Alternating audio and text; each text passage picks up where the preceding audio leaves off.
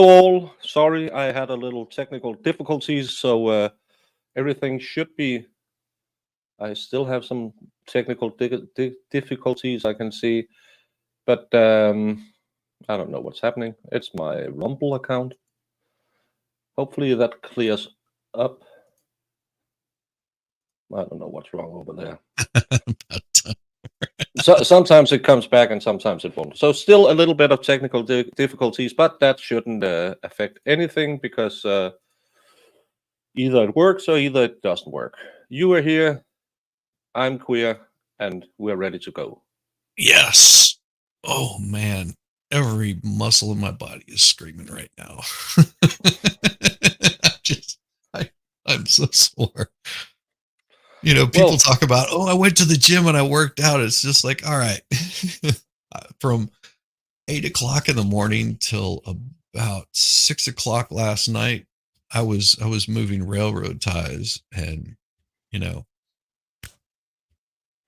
that and was that was I think I took an hour, half an hour for lunch, and maybe a couple of minutes to drink water in between, like every couple of hours. Yeah, that's a workout right there. yeah, Oh, that's uh, that's hard work going around doing that. But it's the same. I was on with Lincoln Kane last night, and there was a girl saying that um, men shouldn't be bakers. I'm like, what? what? Yeah, I don't know. She was kind of weird. Um, It's just like saying men shouldn't cook. It's read this somewhere that men generally make better chefs than women, and it just has to do with the amount of stress that's involved in it, because you're under pressure all the time, and well, generally women can't handle that level of stress over a long period of time because it really like messes with their head. I don't know if it's that or it's when I was working. I carried around the dough from the mixer to the table and wherever we needed to put it to work all that dough. And I calculated one time that I moved between 2 to 3 tons by hand in a normal workday. Yeah. So it could be that it's a pretty tough job. And I worked with female bakers. And they I do the think same thing. yeah, and no, because most of them are pastry chefs. So Yeah. we do all the big things, and then they make it pretty. Yes. And Which is what we the everybody likes to see the pretty stuff. They don't like seeing what has to go into it. no, but I was kind of like, I'm not sure, what goes into being a baker because, uh, but she thought it wasn't a manly job. It's Okay. it's okay. Some people have some weird things, but let's do the YouTube thing because we're still waiting for, and it is live. Yes, it is.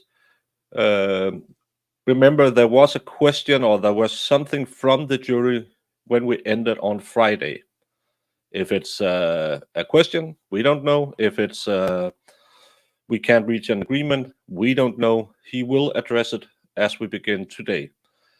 But let's say hey to Rabbit. Oh, rabbit. Good to Iris see is you. also here. Yeah, we're gonna do all the YouTube things. Tap all the buttons, ring all the whistles, blow all the bell. Bells. Yeah, something.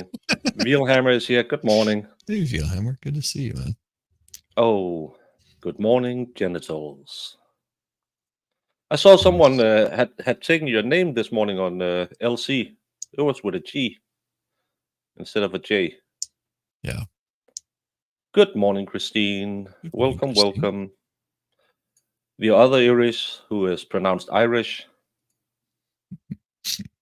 Miami Spice is here. God eftermiddag. Danny T. Penny Who tea. else we got here? We got the Norwegian. Hey, Fed. And we got the Aussie. Hey, Pixie. Hey, Pixie. You're up late. 11 Mm. o'clock, if I do my math correct. Murph Turf. Sea Souter. Who else is here? Who else is here? Is anyone else here? We got the, Molasses. we got the trendsetter. Hey, Lefty. Yeah, Lefty. And Miss Sea Swept. She got a new profile pic. Yes. Oh, I like that one. It's all blued Yeah. out, like she's underwater with the little fish in the hair. Yeah. Or maybe no, it's too early to say something about have intercourse with someone from Avatar.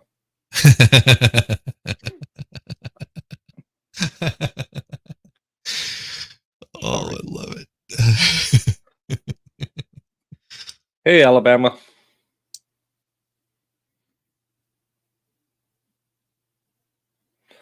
You are welcome to get in and out. Yeah, absolutely. Mass is here.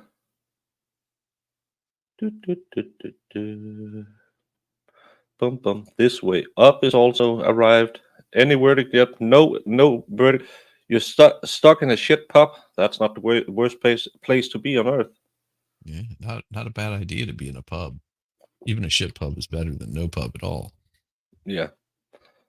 LC is he is the master of chaos, and And the me and the best part expert. about it is, if you don't like it, you don't have to watch it. It's so wonderful. I mean, Yeah, that's the best part about it, because there's lots of channels that I don't watch that I know about, or channels that I used to watch that I just don't have time to watch anymore. Like Nick Rekieta would be one that I wish I could see more of the stuff, but because my yeah. time schedule is so wonky, half of his shows I don't ever even catch, so I always get out of the loop. That's why you need people like the expert to tell you what's going on. Because I had no idea about all the drama stuff that was going on over there. I really didn't. Oh, with Rekieta? Yeah. Yeah, it's just stupid. It's because Dick Masterson, he's a professional troll, and if a professional troll hits a person who gets annoyed and fight back, there's only drama if both sides do it. Exactly. It just Um, perpetuates it. And I think expert hit it right. You come from the time of the Maury Povich and the Jerry Springer, where you're used to that kind of drama, and nobody comes out ahead whenever you perpetuate that drama. And that's one of the reasons why experts like, yeah, I don't want to have any part of drama. I don't want to have any. I don't care.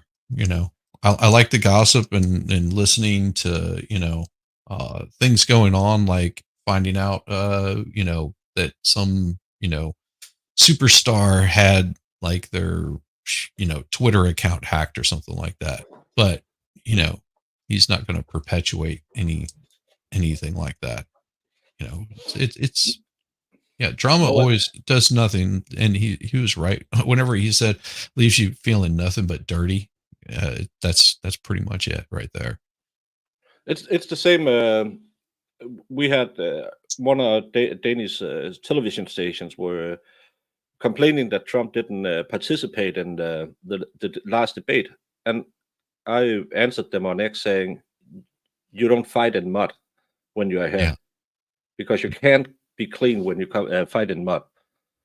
And, exactly. and and it's the same with drama. Drama can be super. I love drama. I'm kind of a bulldog. I like to fight, but it just doesn't help anything. Right. I would gladly do it if I felt I needed to. But sitting here, I could sit here and badmouth all the big channels in the hope that I could get 5 minutes on Ricada talking about me being an idiot, because there would be someone who would follow me because he has 20 channels who hates him, Yep. and that's their only content is hating him. And there's 20 channels that might hate someone else, and you can get an audience there, but then you have to feed the drama every single time you open your mouth. Yes. And in the end, I'm kind of a nice guy. I don't like if you step on my toes, I will get mad, but I kind of like other people. So I hopefully we we have the No Drama Club, and I like that club Yes. because I can't sing. Yes. Staying out of the drama is always a pleasing place to be. You know? Or if you want to have drama, keep it off YouTube. Yes. You can all. If there is going to be drama, definitely keep it off YouTube, because your opinion's going to change at some point in time. And you get involved in that drama, you may find yourself having to back off. Here they come.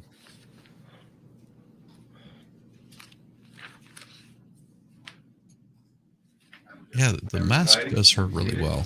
Morning, now before the court is Hampton Yeah. County Indictment 1180. She has nice eyes. 0128, the Commonwealth versus Mhm. Cara Rintala, the matter currently Oh, on and for trial. everyone wondering, the #1 co-host on all of YouTube will be here later. She had a meeting. Sidebar first.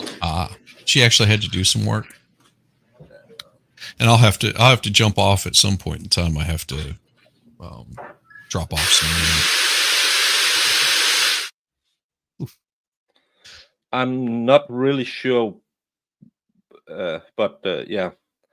No, there's no drama, because if there was any drama, I would have said Shizzy. Did you know about Shizzy? Last night he said that he didn't like Dave, and I was going to tell Dave, but no, keep That's it between us. drama. But yeah, that's drama. Saying that That's drama. some people live for drama isn't drama. Yeah. It's a different thing. But I still don't like it when people badmouth each other. No, It doesn't get us anywhere. no. It You can doesn't. just, and that's another thing, you can just say to other By the people. way, "No, Dave, I do like you. He's being hyperbolic. yeah, I just used you as an example because I saw Yes. your logo." I know. No. Harris, good morning. Check Discord before you do any work.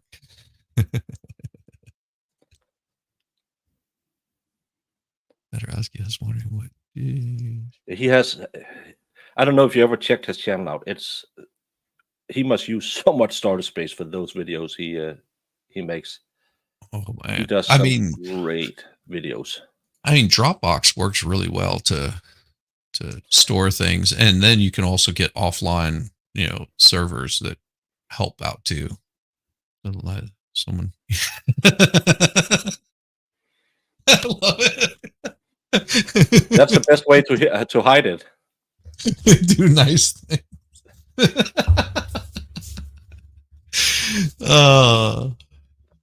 There's an old saying in Tennessee. I know it's in Tennessee. Yeah. Trauma, we want shame on you. Shame on you.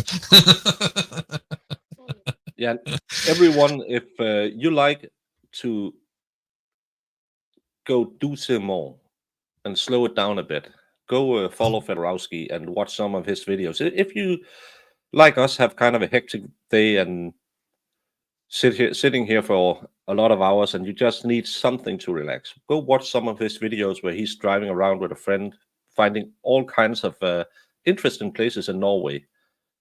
He's a really good photographer. He's a really good editor, if it's that what's it called. He makes some great videos. So yeah, Yes. you should go watch him if you like things like that. Well, it's like Yamaha biker. I have a story is the handle that you'll see him show up in. He Yeah. does. He's really good. I mean, there's so many different ranges of information and stories, and sometimes it takes a while for you to find like what works for you, what makes you comfortable in this space. And it can be, the biggest thing that I, because I don't pay a whole lot of attention in Discord where people are going, if you have ideas for stuff, I mean, sometimes it just comes to me like in the middle of a stream. I'll go, you know what, I think I want to cover that. That's where my cold streams came from. Was it had nothing to do with that at all. And I was like, you know what, I find this interesting, so I'm gonna talk about it. That's where inspiration comes from. If you're stuck, because it's like writer's block to me, where you sort of get in a funk where you just, I'm not not having any good ideas, and you'll bounce things off of people like, hey, you know, I want to cover this, but I don't know enough about it, because I've run into that before. I think it was Winning that I was talking with, and he was Yeah. just like, yeah, I'm already covering this kind of stuff on my channel, and I think this will help you out. So we communicated back and forth and ended up doing, you know, a few streams with Caitlin. Yeah, I mean, it's always really, I mean, you have to build your own kind of thing. You can't expect anybody to really do it for you. It's hard work. I mean, that's what I mean. It's hard work. And people see, you know, streamers doing stuff like, you know, these kind of streams are probably the easiest to do. A trial stream is one of the easiest things to do, because the Yeah, because content is already there. there's constant content. The problem is doing verdict watch, because now Yes. we've been doing this. This is day 3, and I'm kind of.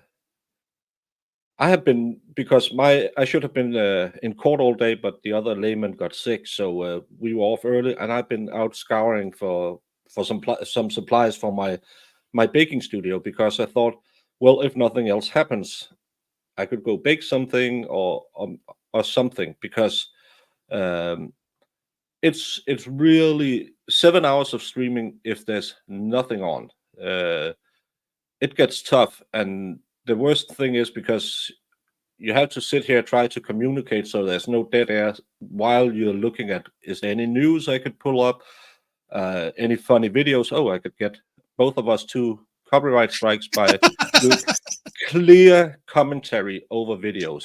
I loved it. You sent me that message. You said, I'm sorry. I was like, my channel is not big enough for me to worry about it. I just submitted a claim or whatever on it. It was like, if I don't win it, I'm not worried about it. Just means I can't monetize off that video. But I'm not monetized, so it doesn't matter. I'm sorry. I found it funny. Yeah, but I think you sent your claim before I sent you because it said I couldn't go in and edit it because. No, you can't edit it because of the length. The length of it was so long that those you couldn't edit 36 it out. seconds and 40 seconds. You heard it here, ladies. Yep. That's a long time. It's a long time. No, according to them, it was. I think because the stream was so long that you couldn't go in and edit it. That might have been what it was. Because I was just like, I'll just drop something in there, or just cut that little section out. But you couldn't cut, you couldn't trim, you couldn't do anything. And it wasn't anything that was going to get your channel banned. It wasn't a strike. It was just a claim. So yeah. So if I was monetized, they should have had money. This should be what they have been doing at Sidebar, discussing this question or whatever the problem was. I'll be buttering all them biscuits. Mm-hmm. Haven't did seen. Did you see the buttered biscuit one I sent you? Should be in Discord. If it's today, I haven't seen it. Yeah, it's today. Preheat the oven. Mm-hmm. You always preheat the oven.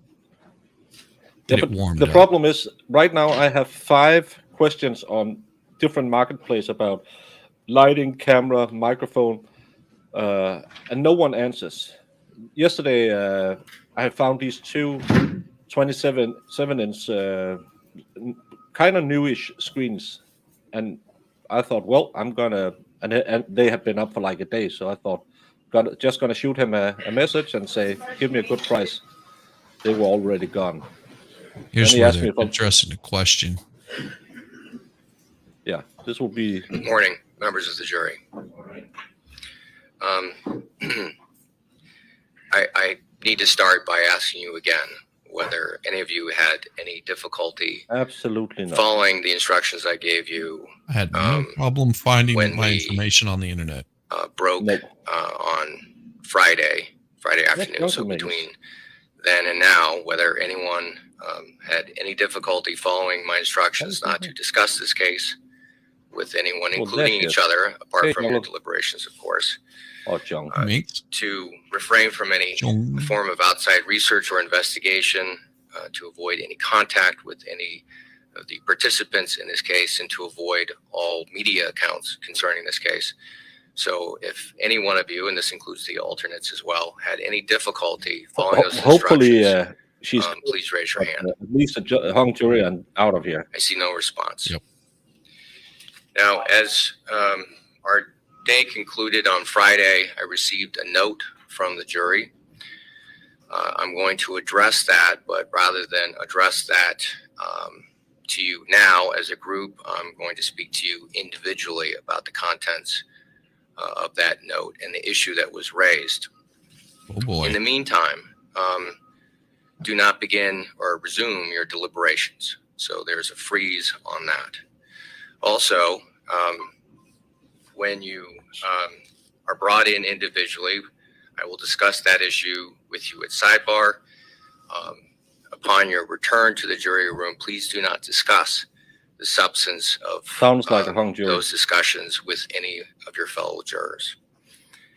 So again, I'm going to send you back to the jury room, but not AMG. to resume your deliberations. Please do not discuss this case or any aspect of this case or your Is the beeping deliberations in the courtroom? with anyone, including your fellow Yeah, jurors, I think so. until further notice.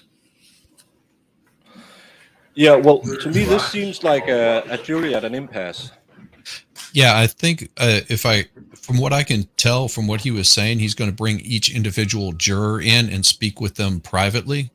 But I don't know if he's going to do that in front of cameras, but he's going to address whatever question they had to each individual one and not as a whole, is what it sounded like he said. Yeah, and Woke Wesley, I don't think it's interviewing. I think someone have snitched. It could be that the jury have sent him a note. We can't reach an agreement because we have tried for 2 days and we are still stuck at 3-3-3 on each side. And Oh, nice. it could be this, but you can't change the jury. Oh, please turn it down if you're not going to listen to it.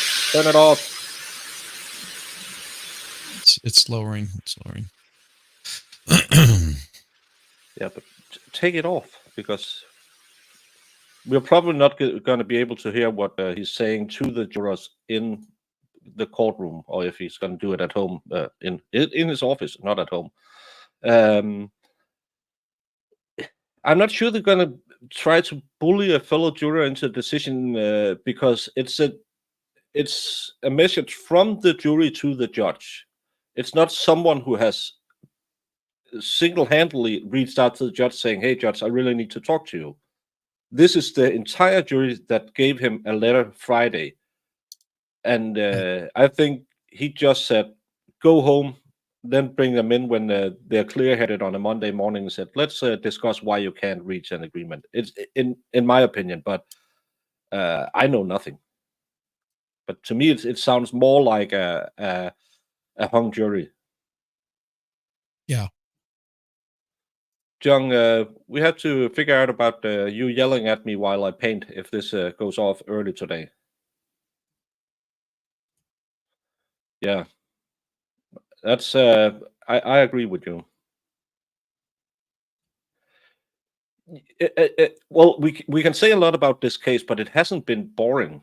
It's been going pretty fast, and it's interesting. It could go to a mistrial, but no, it won't be a mistrial. It would be a hung jury again. Well, I would, again, I have said this on a few previous streams.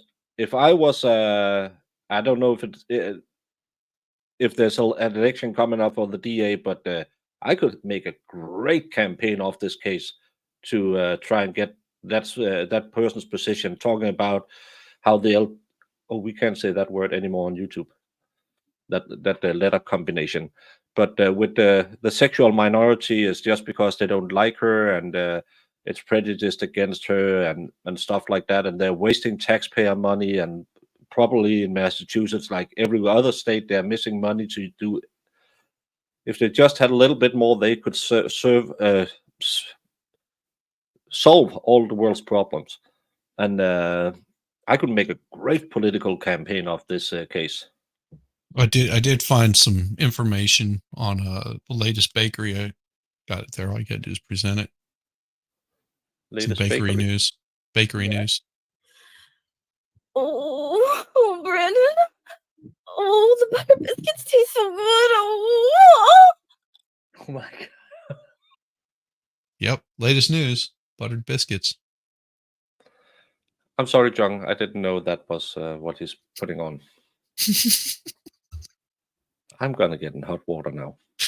I should probably not have said her name, because then no one would have known what it was.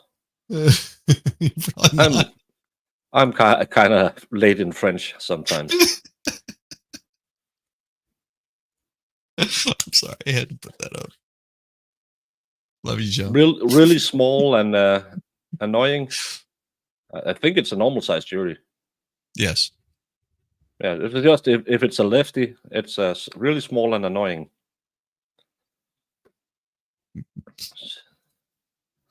Yep, but again, can you in any way go back to your office and say, okay, now we had 4 goes at her. Let's try. 5th time is the charm. Again, they still can't bring enough evidence to get her. Maybe we don't know what this is going to end up with, but it still seems like they can't get her convicted, even though she is the guiltiest of guilty. At some point, you need to say, well, let it go, and if she's that bad, they were gonna go against her again. Well, Sal, the one thing you should also remember when they have a huge gay population is there's a huge gay voter base. And if you go out there, you might even be of a different sexual persuasion yourself and go out and say, they only did it this many times and they're going to do it again because of her gayness. Then you can do you can do some hurt on your opposition, because the first presser where he's asked, is it just because she's a lesbian you're doing this? And he's standing there and said, no, of course not. Well, how many other do you do this amount of trials for? Well, we haven't had any other cases. Oh, so it's only the lesbian you're doing this to? Yeah, well, we haven't had other cases. Well, maybe it's because you don't have a good enough case, but you keep pursuing it because she is a lesbian. And then he's off. I didn't know. It wasn't me, and I wasn't at the stream where it happened. You have to take that up, but talk about making drama. I had to make that drama. That was good. Yeah. Yes. No, please like and subscribe. I have Shizzy tagged on top of my chat, so you can easily go over there and show him a little love. He's gonna sound just like the butter biscuits if you tickle his little like button. Tickle the thumbs. Which I don't, after this weekend, I don't think my thumbs are opposing anymore. They don't feel like it. That would be absolutely not something you do. You don't have the alternates in the jury room. Yeah. That's because they have no say in it, and having 2 or 3 people sitting in the corner. Yeah, usually what they'll have is they have all the same information, but they're set aside. And the reason that they're set aside is if one person gets sick, say for example, juror number 10 is not, they have a medical emergency, then they're not able to be there to do the deliberation. Then they'll bring in one of those alternates. So, but other than that, they're out of the discussion. Yeah, and in some cases, some of the trials we have seen, they excuse the alternates as soon as the jury goes to the jury room. Mm-hmm. So they can't even be recalled. And that part I don't get, because I have done cases where it spanned a really long time, because there was some big cases and we had alternates on.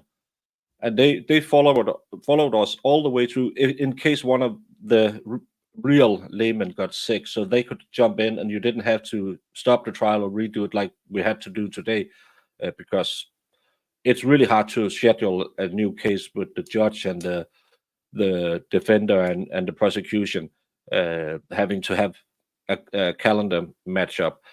So So the what second. what do you Oh. what do you suspect this question is that is burning everybody up? Here today, Yeah. What I do you think it's suspect that would be? I think it's a hung jury where they have talked it over a million times, and I think that's why it's taken so long, because some of them said, "Well, you saw the route she drove. It's clearly indicative that she is trying to hide what she's doing, and she's trying to try to establish an alibi." And other people are saying, "Why didn't they look into all the other people? We just wanted to see. We wanted to see Mark on the stand." Hey, Nicholas, are you rating us, Hey, you Nick. little Good Viking to minx? see you. He does this every morning. He asks, when he sends them home, he says, "Don't look into the case, don't do your own research, and don't talk to anyone." And in the morning, he says, "Did anyone do that?" So that's not new. Yeah, Hey, there was Kofi. there was a question at the very end of the day. No, That he didn't say said question. He didn't say question. He said there was either a notion note. or A a note. note. Yeah. There was a note from the jury. That's what he said. I thought he said question at the end of the day. Nope, he Could said be wrong. note, because that's why I got so hung up on the hung jury. Ah, gotcha. Hey, Just Dawn.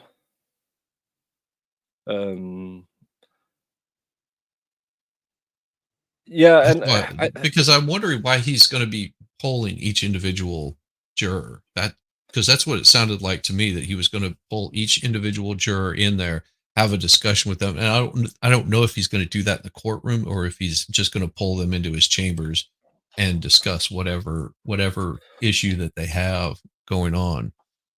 because just- I think they had communicated to him, we have reached an impasse, and we don't see any solution. We have tried and tried. And again, remember Friday they were away from.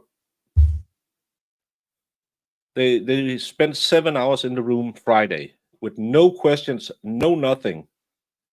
So I guess this notice, Judge, I thought they let skipped us go. lunch too. Apparently, they did get lunch at some point in time, but it might have Yeah, just been it was working lunch. Yeah, because they thought they were AFTV. close enough. They thought they were close enough, and for whatever it was, they did not get resolved what it needed to get resolved. Yeah, it was a note from the jury. I Okay. believe he thought, well, I'm going to send them home on Monday. I'm going to talk to each of them. He can't talk about the case. If he does that, that's another reason to get a fifth trial. If he's talking about what is it that you can't agree on, bing, you're out of here. He can't talk about the case. It's So only the what would jury he be that's able to say fact to finder. them? I mean, how would a judge? Because I've never been a juror or even in this position. So what would the judge be able to discuss with them? Would he say, is this something that you think you can't resolve? And but not mentioning anything about it. Is there an issue that you don't think that you can resolve? And is there a way that we can get it there? Or what would he say He to can't them? get them anywhere. That's the problem. The second he says, but have you thought about, they are not the fact finders. They are the sole fact finders in the Right. case. I think this is probably, Iris has my thoughts written down here. If they're sure they can't talk themselves into something else, and Okay. but still, They can ask if. Okay. Bring that back up again, because I want to read that. To ask them if they were sure that further talks can't bring out a verdict, and to make sure that no one was threatened. Okay, that makes sense. So not without discussing it, he can just, I got it. That makes a lot of Yeah, sense. but it's really important he says nothing at all, because if he goes in there and says anything, but because one of the jurors said, but I just can't understand the luminal, and he says, well, it's an indication there could be blood there. Boom. Yeah, he can't discuss anything on it. Gotcha. MG, what are you saying? Without discussing the case, he would ask if there's been issues that cannot be resolved and whether anyone has been threatened. Yeah, it's like Iris said. Because correct me if I'm wrong, but if he tries to help them figure out something that they just can't get over, it's really, really bad, because he can't influence either way, even if he helps them to guilty or not guilty. He's not allowed to do that. The jury is the only one who can talk about it. Massa has a good question there. I hadn't thought of that one. Nope. Oh, we can't even ask that. No, because there's no decision. Ah, gotcha. The second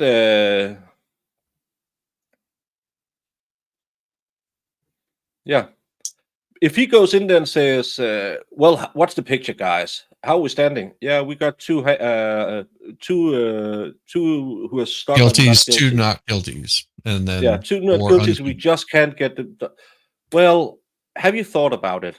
Should we do 4 hours more? And let's get back to it. In that second, he has, because the jury room is a sacred bubble. Yeah. I'm Okay. not allowed to talk about anything we do in the jury room, other than say, well, we reached this. We can't discuss how we reached the. Let's say I was in a trial with. I was in this trial, and we are told every day you can't talk about it. And I went out to the judge and said, "Oh my God, we got 2 people keep yammering on about the paint. It's so annoying." And he says, "Well, let me help you." Bang, see you. You're out of here. Yep. And I don't know what a link tree is. I see people putting it up all the time. Oh, you What don't is a have link tree? Linktree? Okay, No, so I'm a monkey oh, pushing buttons. well, Linktree is pretty awesome. If you click on that link, you can go and create your own Linktree. And what it does is Linktree will set up where your PayPal is, where your YouTube channel is, where your Rumble channel is. If you have Buy Me a Coffee, if you have Cash App, all that stuff is found inside of Linktree. So you Oh, so can you just find. put that in your in description or about page Mhm. or something on YouTube. Okay. Yeah, and then that way people can if they're sub to you, and for example, I'm trying to think, Australia, they can't do Cash App or something like that, so they can do No, we PayPal. don't have that. Yeah. So if you can do PayPal but you can't do Cash App, then you can find it there in a link tree. That way you don't have to post every single time where your links are. You can also find Twitter. You can add as much in there as you need to. And it's easy. I have been looking into that PayPal option because people have keep pestering me about it, and it's only positive that they want to supply a little money to help me with my bills. But if I put up a personal PayPal, will everyone be able to see Yes. So my name and what you can stuff do like is that? you can set up a donation page inside of PayPal where they donate, and it won't show anything except for your name, whatever name you put up in there. If you put in Broken Baker, that's how it would show up in the PayPal. Okay, yeah. We do behind the scenes sometimes about Yeah. it, because I really don't get the PayPal thing, and it's the easiest thing to me. We have the other, what's serve something that Twitter uses. Circle, I don't know. No, I but don't. Yeah. PayPal. But again, I like the business because it keeps tabs of who donated and stuff like that, so you have it for the IRS. Ah, gotcha. I wouldn't be surprised if the judge did try and sway them and say something. Well, then he knows he's probably not long for this job if it comes out he tried to sway the jury. I would bet that would be a big problem, even for a judge. if he does something like that. And again, I think he did the third and now the fourth trial, because the first two, I think, was a female judge. I think he's been all over the place with his rulings. In the end, he tended to lean more prosecution, in my opinion. But I saw it as him leaning more towards impartiality on it. If not away from the prosecution towards the end of it, I think he was veering a little bit more towards more towards the defense than he was the prosecution at the end of it. But at the very beginning, I thought he was just all over, like, stroking the prosecution and helping them out as much as possible. Yeah. Oh, and we're 54 people here now. Nick has brought some people over in his me raid. Thank you, Nicholas. This case, if you don't know about it, is the fourth time Cara Rintala is on trial for murdering her wife back in 2010. She was tried in 2013 and 14. Both times it ended up in a hung jury. In 2016, she was convicted. Was convicted. I can't say that word.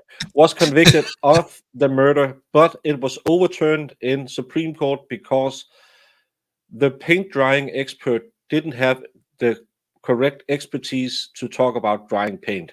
Yes, it's a thing. We have been on verdict watch since Wednesday noon.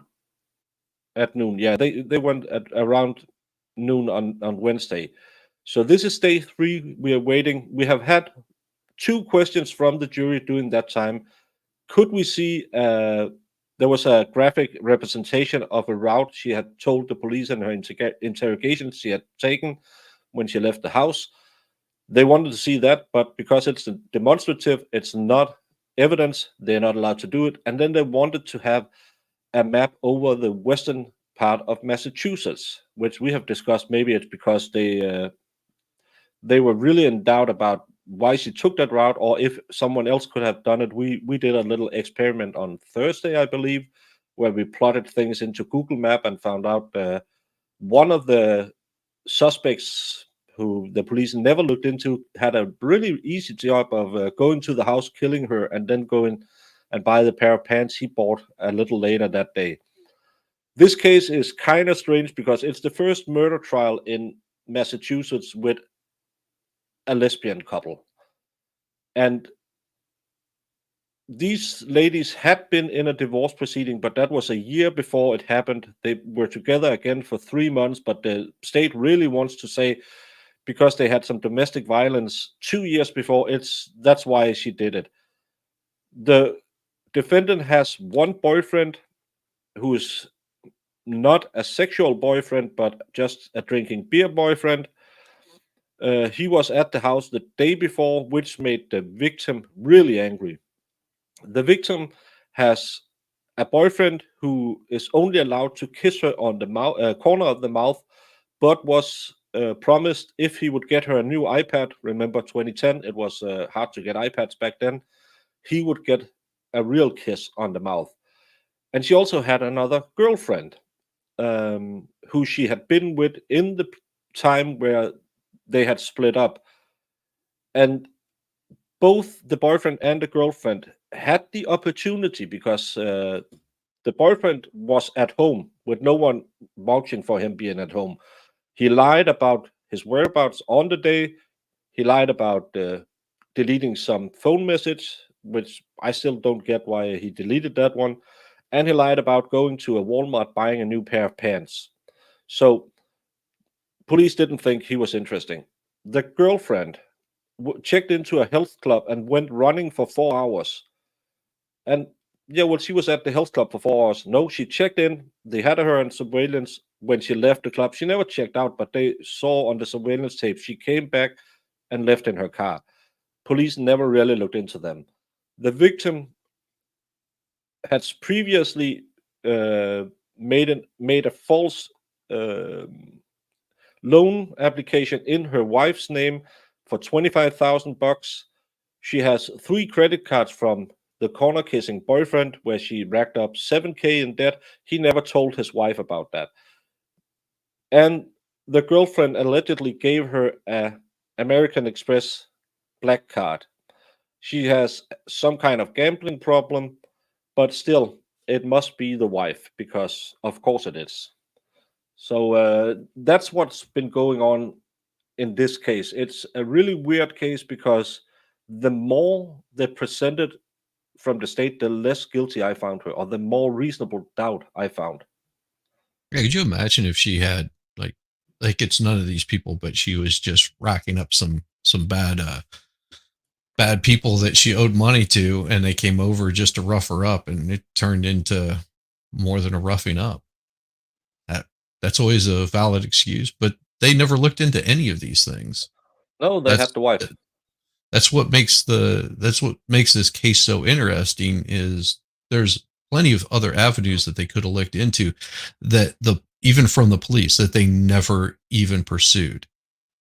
Yeah. You know, that was never a consideration or a thought by the police to look into it, and they contaminated the scene so much that it would have been impossible to do a legitimate search on anybody else.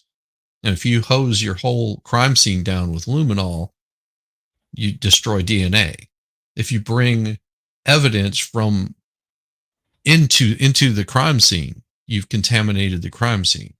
I mean, all these different things that they've screwed up over and over is why it's making it very difficult for them to get her tried. If you have people getting up on stand and making things up that are not true, if you have the prosecution changing their story and their closing arguments from their opening arguments about, hey, she had this 6-hour window of time, to changing it in their closing arguments, well, she only needed 2 hours of window for this, and trying to tie her into it that way. It's just it gets the prosecution made it very confusing, and I think that's part of the point. You always make it confusing whenever you don't have a good story to tell, if you're trying to make up evidence to fit into your narrative. If you have the facts, pound the facts. If you don't have the facts, pound the law. If you don't have the law, pound the table, I believe is a saying. That sounds about right. I wish I were what I was when I wished I were what I am. Perfect dictation. Yeah, drinking buddy might be but he was mentioned as a boyfriend. So again, I was just trying to keep it, but no, according to her, and she mentioned him in her interview with the police, because and that's the funny thing. She is supposedly this bundle of rage that strangles her wife after throwing her down the stairs. At no point in any of their text communication is there any sign she was angry. She was so sorry that don't carry on like that. He was just over here. We had a beer, and the victim was the one spurting out all the time. Previously, when they got restraining orders against each other, the Cara showed up with a red mark on her neck, but because Anne-Marie, the victim, was the first one through the door, she got the restraining order against Cara. And the police said, yeah, first through the door is the correct one. It's we don't look at the evidence, we just do this. And this was two or a year and a half or 2 years before. But they used in this case to show how angry she was, because she said to a police officer, no, you're not going to arrest me. Even though she showed up with marks.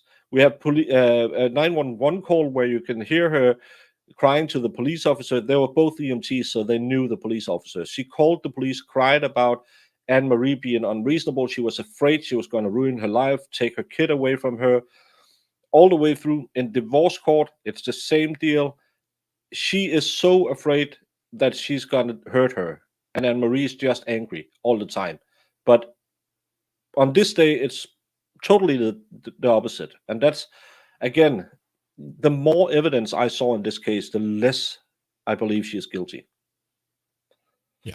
I'm having a hard time resolving a lot of it. And I went into this not knowing anything about the case at all. I had no idea when Baker reached out to me to do this particular court case. I had no idea that she already had 2 hung juries and was convicted until we started in on it. I was like, well, that seems a little odd if they're going to keep going after this person. And she was tried, but then it was overturned because of bad information. And so here we are on the 4th one, and I'm listening to it, not knowing anything about what's going on. And each turn that the prosecution brought stuff up, I'm like, oh, that's pretty damn. There's going to be blood all over the place. I'm thinking, slaughterhouse down here. That it's just massive, like somebody being beaten with a baseball bat until they're just, bloody pulp or something. And it was nothing like that. I mean, the images were graphic. Luckily, Baker kept those out of respect for people. I didn't enjoy watching them. No, I imagine not. But it was the more that was talked about it. The cleaning up of the crime scene. When we saw the evidence of that, you were yelling more than I was. Yeah. I could. There are so many things I couldn't resolve in it. I mean, the loss of life is horrible in any aspect, but what is always worse is whenever someone's wrongfully convicted. Which, guess what? Today is wrongful conviction day, isn't it? Yeah, and at what time will Legal Vices make his stream about the Zachariah Anderson case? I think that's happening right now or today. So is it right now? He might be. I thought it was in the evening, but maybe it is in the evening. Because he's gonna have rackets on. Yeah, he's not live now. I can always pull that up. I hadn't thought to look on that. But yeah, what a better day to have a hung jury all having this 8 p.m. Central tonight. Okay, so that'll be tonight. So that Central, that's what 9 o'clock Eastern. Yeah, that's 9 o'clock. That will be 7 o'clock Mountain. Yeah, but I'm trying to do it the other way because I have to add 6 hours to that. So that will be 10, 11, 12. That will be 3 in the morning. Dang it. It's always when I want to have. Hey, atheist. Hey, atheist. But could any of the mods, I could do it myself, could any of the mods go find a link for that one? And maybe because I really want to help Saul get some eyes on it. And Brackets, it's as I said, he has been in our little circle, and then he got into the Vices circle. That's a little bit bigger, and now he can get into the Ricada circle. It's I don't even know. Does he have 250,000 or 500,000? I think it's 250,000. Yeah, 250,000 subscribers. That's pretty. And that's just on YouTube. That does, he may have others on Rumble. He had 10,000 watching Friday night on Rumble when he had his spurt out. So he's doing good numbers. So really, and not because, don't take it as anything as envy or anything, but having Solomon going on those kind of numbers channels, being seen on people like that, that's where you can really move a mountain. Yes, because you get access to so much more if you know people like him, and I really hope for Saul that it will help him and it will help Zach, because wrongful conviction, in my opinion. Yes, and I wasn't there. I don't know all the details. But from what I've seen, from what the prosecution did, I have a hard time resolving that as being a good conviction. I don't think they proved it beyond any reasonable doubt, because there was so much reasonable doubt I mean, one, no body anywhere. No proof that he moved a body if there was a body. And no evidence of him doing any of the above. It's just it, sure, was he maybe a little stalky on ex-wife? Maybe, but that's not what they were trying to prove. They were trying to Sorry, prove him stalking the ex-boyfriend. can I just if you have kids together and she's looking at a new boyfriend, it's not stalking to ask who's he and ask your kid how's he treat. Absolutely. I'm perpetual single, but my ex-wife has had a few, not many, nothing like that. Don't take anything from that. But she Boyfriend had since the divorce, or dates since the divorce. a couple of boyfriends, but again, we've been divorced for 20 years, so it's not unreasonable. Not at And all.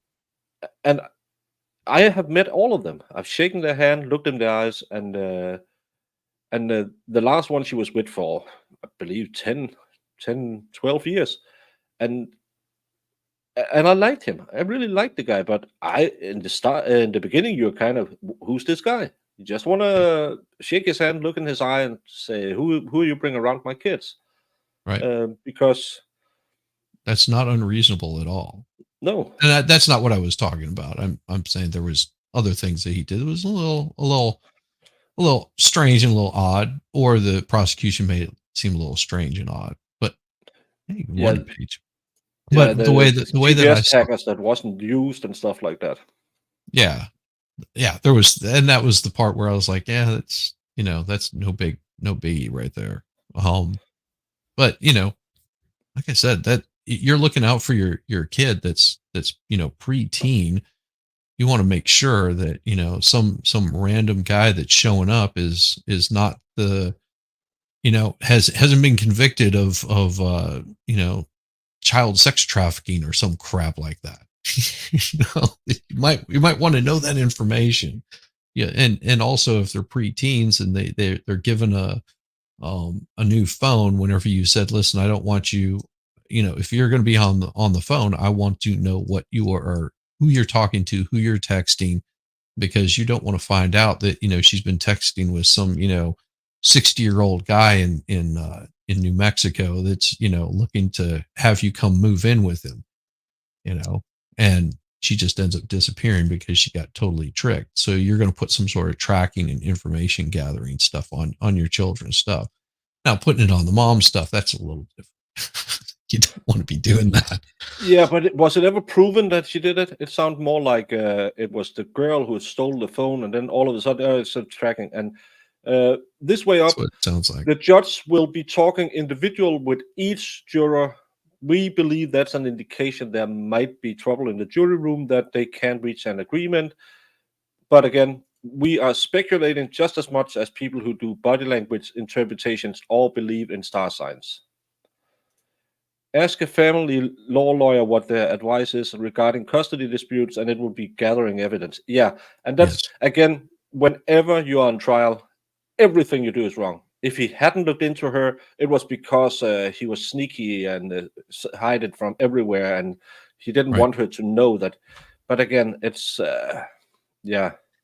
Yeah, like I said, there was so many things that I just couldn't resolve with the Zachariah Anderson trial, and I mean, I wasn't able to watch every minute of it, but I was able to watch enough of it to go, yeah, I don't see the guilt in this at all.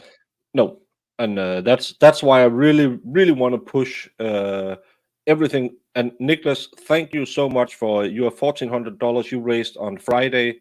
Amazing job, brother. And sorry didn't I wasn't able to come on and help you. That was my fault. That was partially my fault. No, it was the trial's fault because they didn't end. Yeah. So and again, everyone, if you have the time and if you want to, please go to Legal Vices tonight at 9 Eastern Standard Time, 8 Central Time, 7 Mountain Time, 6 East Coast Time. Then, how many time zones do you have? Yeah, there's all of them. I don't know. I don't. The only thing that matters to me is East Coast because that's where I'm located. Other than that, I don't pay any attention to it. No, but it's just because then you're watching an American stream and you say, "Oh, I'll be on at 2." You're sitting here at 8 in the evening and thinking, "Why they're not on?" Well, I'm in California. America, do better. Yeah. China has one time zone and it's way bigger. Some of you might have to get up in the middle of the night when it's 8 a.m., but still, do better. No. Can you entertain for while I get a little cup of coffee? Yeah, I can entertain for a little bit. I'll dance like a monkey. Well, just don't Just don't play any Valhalla for you. No, and don't get me in trouble with minks. No, I won't do that again. So, if you guys have not checked out Nicholas Staro's channel, also check that out. And he does, if I'm not mistaken, Nick could correct me on this, but I do believe that he still has the link up where you can go fund me to Zachariah Anderson. Bring that stuff up, and guys, if you don't have to, it's entirely up to you if you want to donate to something like that. And that's how they're going to be able to get a lot of that stuff brought before the appellate court. If I'm not mistaken, it's $10,000 just to get the paperwork done, all the court transcripts, all the evidence, everything is going to cost money, and it does cost money to get things to appeal. I know because we're waiting on, for the law firm I work for, waiting on to getting the documentation back from a certain county so we can actually file the appeal, because you can't file the appeal until you got the paperwork. Once you get the paperwork, they'll let you know how much it's going to cost to file that appeal. If I'm not mistaken, it's close to $10,000 just to get it filed. Oh, hey, good to see you, Flux. Good to see you. I would bring it up, but I can't do it on my side here. Yeah, it's pricey. Doing any sort of appeal, you're fighting a rock that's rolling downhill, and you're trying to push that thing back up, and it's a battle. As you've already lost once, and it's really hard to do an appeal, because you're having to fight that already convicted and considered guilty. Yeah, it's rough. And of course, justice for Flux too. I'll save my opinion on that one there, because there's evidence out there. There's evidence out there that Flux committed that crime. Love you, Flux. Sweetheart. Oh, hey, Rose. Good to see you showing up. And this way up. Justice for Jeff. Oh, see, justice for Jeff. Justice for Jeff. Justice for Flux. Don't be wrongfully convicted.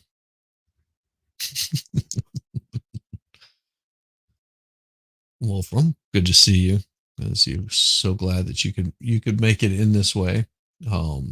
Just Dawn, we were actually talking about you earlier today.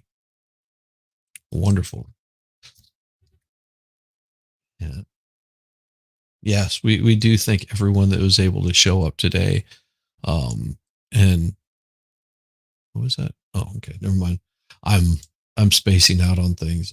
I had a very busy weekend myself. I was on with Waifu on Friday. Yes, Friday. I was on with Waifu, and then what was it, Saturday? They had a guest on that their internet crapped out on them. They were Mandy Summers. Yep, Flux deleting the evidence. Yeah. We should get Flux on. She must know stuff or two about hiding crimes. Flux is unlike us. She works during this time. We're not working. Yeah, I know, I'm but, supposed to be working. she's an expert in hiding crimes. Hey, I just restarted where he's not unalived anymore. yeah. See, it happens. Yeah. Jeff was saved by CPR. What CPR continuously rebooting the program? Yeah. CPR.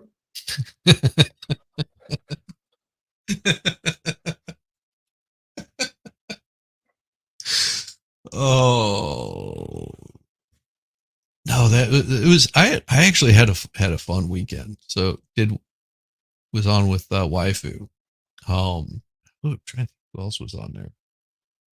The two Jessicas Howard. and you and Howard yeah. was on there. I think Hammer came on there for that one also. And then I was just going to watch her stream on Saturday. She had an interesting guest, female comic book writer. That's, if I'm not mistaken, in like North Georgia mountains area. And yeah, Mandy Summers. Yeah, Mandy Summers. Yeah. And so she was doing her stream, and like right in the middle of it, it like started glitching and going funky. And they were just like, well, crap, like, what do we do now? And then I spoke to Jessica, and I was like, yeah, I'll come in for a bit. Ended up being a wonderful stream. Had a good time with Jess's, and yeah, she was Jess waifu was talking about, I think maybe I'll just change it to Jessie, so we keep getting confused of which Jess is Jess. Yeah. It was no, it's the court reporter. I thought it was the judge. It was an interesting video that Jessica Reloaded had about Iranian wedding gone wrong, and how people just jumped to conclusions and made it political, while it was just bad building codes and indoor fireworks that made it happen.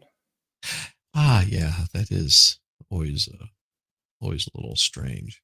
I've been to what is it, Iranian? I think, yes, it was an Iranian wedding.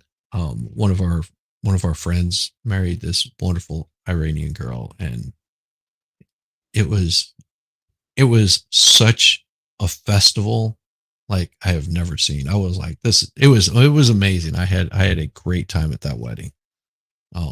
Really, really cool people. And yeah, we had back when I was a young man, we had a big integration project with a football club where there was a lot of effort put into making it multicultural and playing together between Turks and Iraqi people, Serbians, Danish people, and stuff like that. And those parties were some of the best parties I ever been at, because they always made a feast. Whenever we had a team party, and there was no, because us Danes, we were drinking and the Muslims wasn't drinking and stuff like that, and but still everyone respected everyone, and it made us all some great friends. And that's one of the ways I really think that you can combat all this negative stereotypes about other races is meet to sports and try to see that on the football field everyone is the same. Some and you are got crap people like me, that play. Some people play better than other people. yeah. You know, Some are crap like me. Yeah. So if you say so. yeah, I'm really bad. I played I always played in the lower leagues, but the thing was, everyone was just working together to make this club work.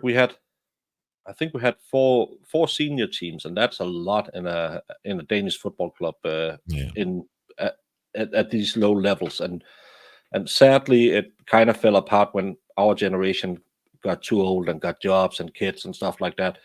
But it was such a great way to meet each other and respect each other. And I think you could you could avoid a lot of problems if people were kind of like we talk about on YouTube, be more open-minded and accept that even though you're We're different, different. you're kind of the same. Yeah.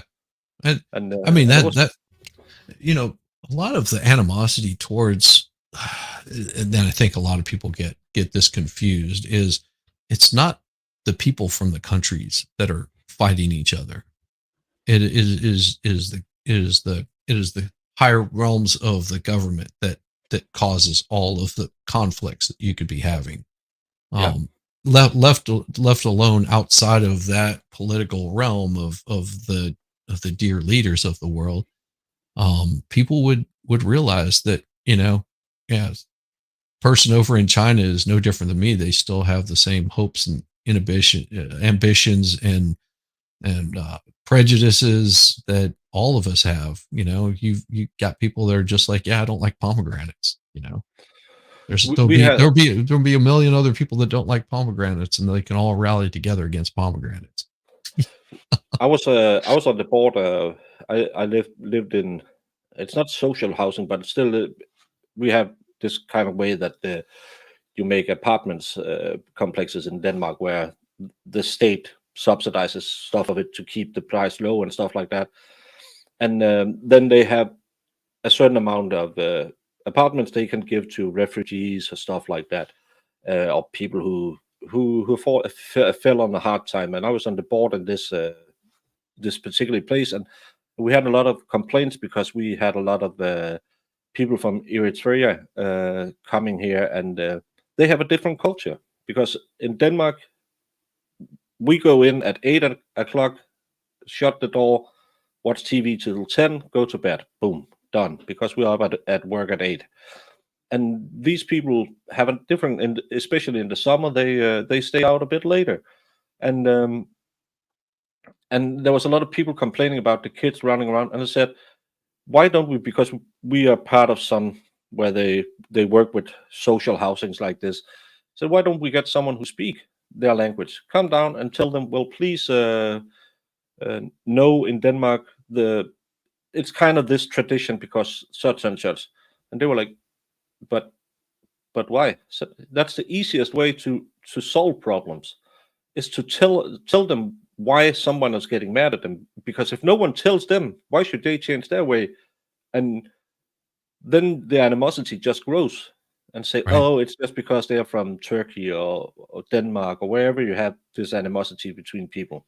And talking about having animosity, you can't have a stream without the queen.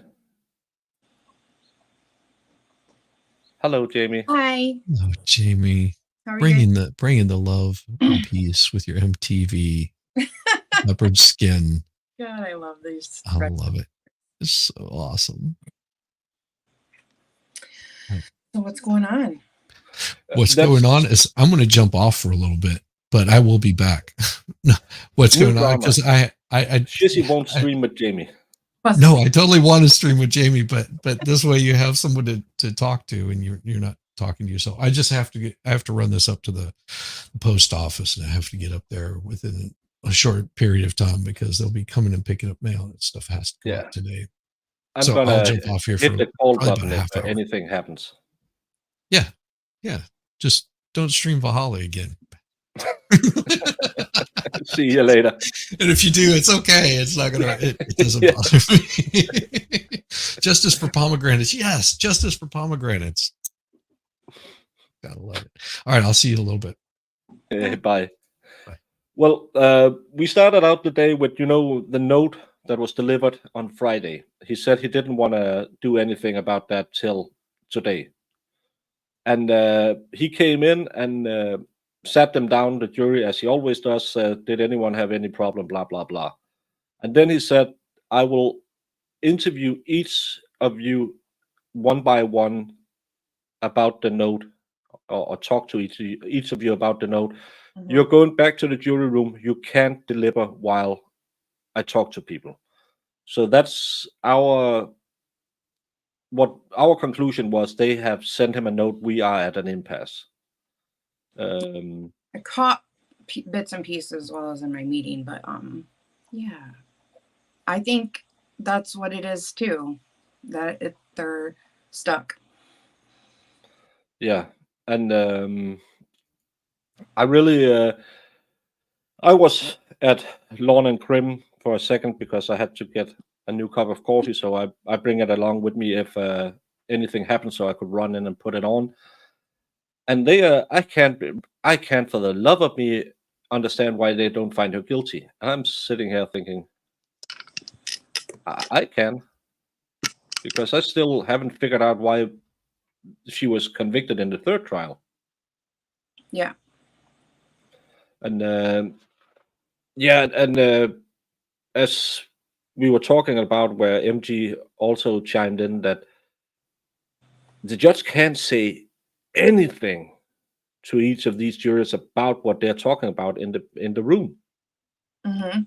because they are the arbiter of truth. His job is done until they give him verdict. So whatever, I can't see him asking anything. Are you sure you can't reach an agreement? And if anyone says, yeah, because Joey don't think she's guilty, then it's blown. Yeah, he's got to be real careful with it, I believe, or he's Yeah, got a Becky issue on his hands. yeah, and what he probably can't even interview them without both sides being present in the room to make sure he doesn't do anything stupid. Yeah, I would think so, right? I would think they, you know, and yeah, it's probably just gonna be like, can you come to any side? And Yeah, yeah, and the whole threatening thing, like, because I've seen them do that with different juries too. Sometimes, are you being threatened? yeah, but again, it's just annoying Annoying. that. And again, we can only speculate. We don't know anything about any of this. The only thing we know is something is happening. And to me, it's still, how the F are you still going for this fourth trial? We've been going for 7, 14, between 18 and 19 hours so far. And it took them 27 hours to reach a guilty verdict in the third trial that was thrown out because of the painting expert. There wasn't an expert. Yeah. Fast group, I have I have said this a couple of times because I have to fill time, and I talk maybe stupid sometimes. If there's a DA election coming up and you're gonna try her for the fifth time, if I was a opponent to this DA, I would make a strong campaign, uh, yakking on about the amount of money you wasted, and how you can never land a conviction, and maybe it's because of her sexual orientation and stuff like that. So I really can't see you can do it for the fifth time. Even though you got a conviction the third time, your evidence hasn't been strong enough if you didn't have this faux expert on to give you some kind of timeline. They tried it with the rigor mortis this time to try and paint a picture that she must have been dead between 11 and 1, exactly 1 at the latest. We know she used her phone at 12:21. So that's a 39-minute window where she apparently killed her wife, cleaned this much of a basement, but left all the other blood there, cleaned the kitchen with a 3-year-old in the house who never came forward. There was nothing about this 3-year-old reacting to the commotion in the house. Mhm. So would you roll the dice one more time? I really don't think so. But Absolutely. again, I'm not a professional. I don't know anything about American justice system. I think I think it's an injustice to keep on trying just till you find the right juror to get her strung up. I know it's a hung jury every time, but still, that's because your case isn't strong enough. It's not because every time it will be, I believe, in the jury room, the people who are not guilty, voting not guilty, are the people who are thinking, why didn't they talk to Mark? At some point, they should put in Mark on the trial to take away all the questioning, but he couldn't stand up to why did you buy a new pair of pants at 4 p.m? That will be a big problem. Yeah. You're generally concerned about specific juror behavior. Remember Scott Peterson case, they bounced a juror who would not vote guilty and replaced him. Well, that's a big problem because then it should be an automatic appeal. Yeah, it seems like someone is getting are determined to put her in jail. Yeah, but still, can you still be going on and wasting taxpayer money? At some point, the voters must wake up and say no more. That's what I mean. Like, I just feel like they have an agenda with this or something. Yeah. To carry it on for so long. Like, is the community, I'm just curious, like, I mean, I don't know anybody in the community, obviously, but like, is the community like fighting for it? Are they like being pressured? Or do they like, are they embarrassed because they did such a terrible investigation?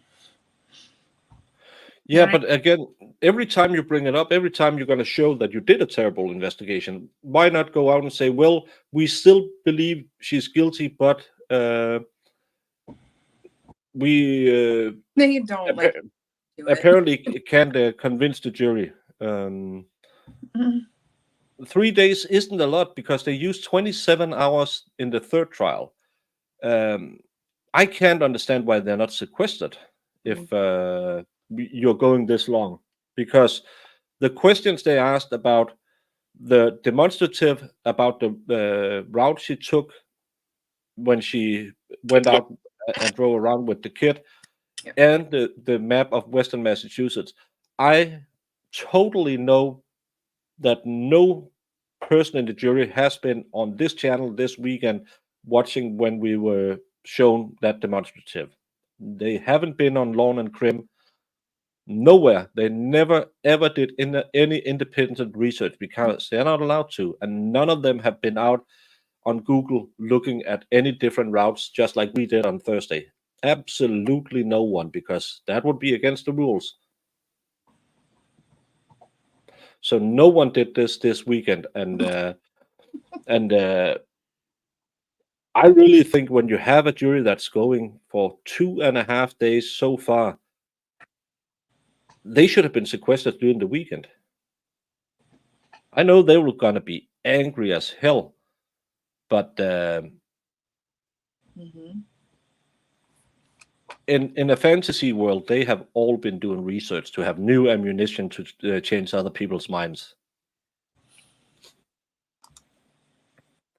Yeah, but Stephanie, again, at what point is it justice? At what point is it just revenge? And as I say, if I was running against this DA, I would go hit it hard that it's just because she's a lesbian you want to get her convicted.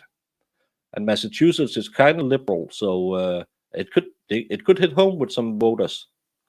I mean, it was a big story, so maybe they just can't let it go.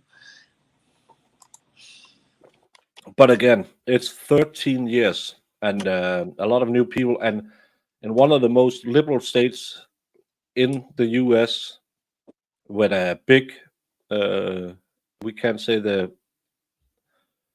number of letters put together that we should do.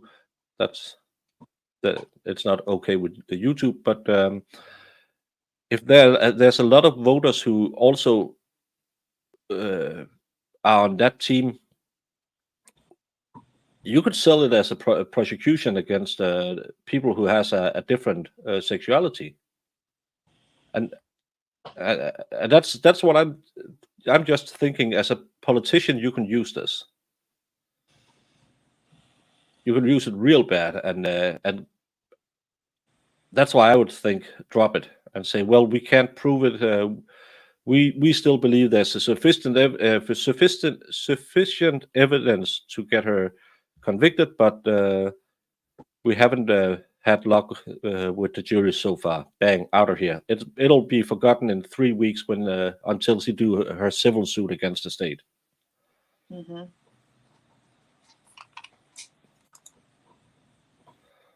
Ham and cheese croissant. Mm-mm-mm. I tried one of those cronuts. I don't know. That's about the nastiest thing I ever ate. What is it? Don't you know what a cronut is? No. It's a croissant donut. What is that? What is that? It's nasty. It's a croissant made as a donut. So it's a croissant with 60% butter, boiled in butter. So it's just fat and L. So I don't like that. Croissants are amazing. Don't mess with them. No, a croissant with chicken salad or shrimp salad. That's some of the best eating you can have. Ooh, A little bit of salad and rip. That's great. I love our like local grocery store. We called them plastic sandwiches because they'd make them in the deli and wrap them in plastic. So I'd always say, "Can I get a plastic sandwich?" Growing up, but it was just turkey, Swiss, and mayo, and on a croissant. It was so good on like a homemade croissant. Yum! Yeah. My favorite thing ever. We always made those croissant with some kind of filling, not ham and cheese and stuff like that, but with either chicken salad or shrimp salad. And when you were in the bakery at around 10 in the morning, you just needed that little extra energy. There was nothing better than making just one more for yourself and then scoffing it down. It isn't a big story in Massachusetts.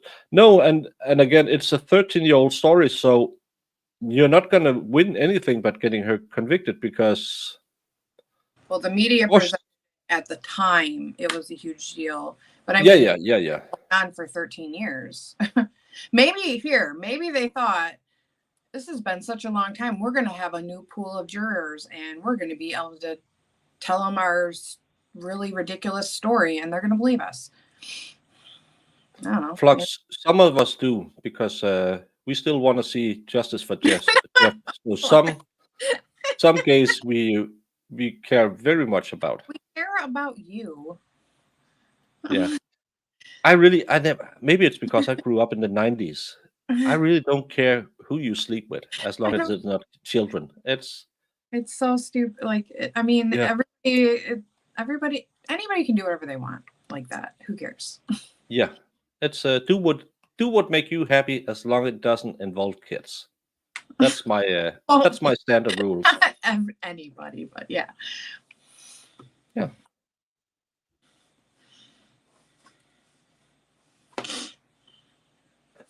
Well,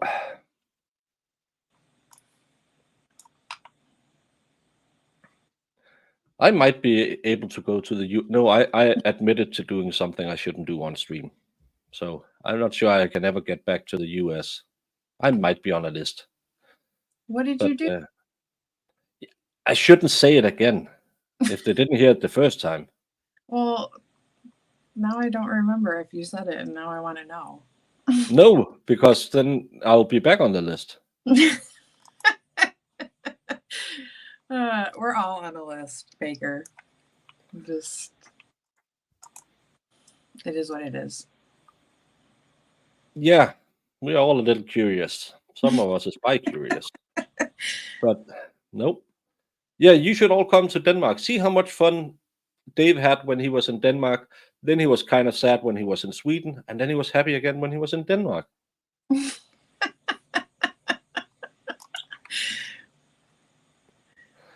I was... It probably is mass. Sorry. I had to answer. Yeah. It's my... There's a 69 people right here right now. I believe it was back when I had like 20 viewers on a stream. So go back and rewatch all of that and find out when I might have incriminated myself. Yes. Yeah, but none of you need a visa to go to the US. I do. So yeah, after following, that's why you should. It was really a bad thing for their algorithm to cover that case. Funny how that is. Some things really get pushed and some things doesn't get pushed at us.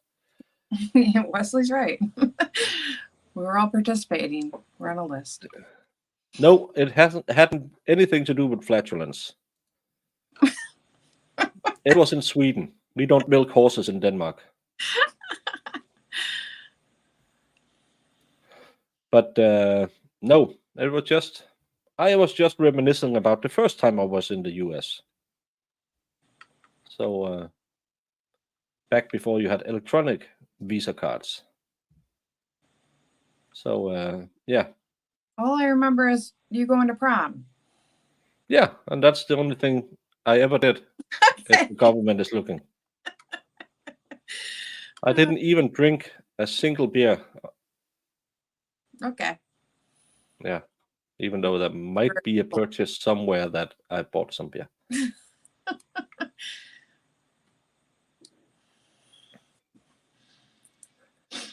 Yeah, maybe I can go through Mexico, but that's with my complexion, that could be a problem too, because they like people like me to get a little money out of that.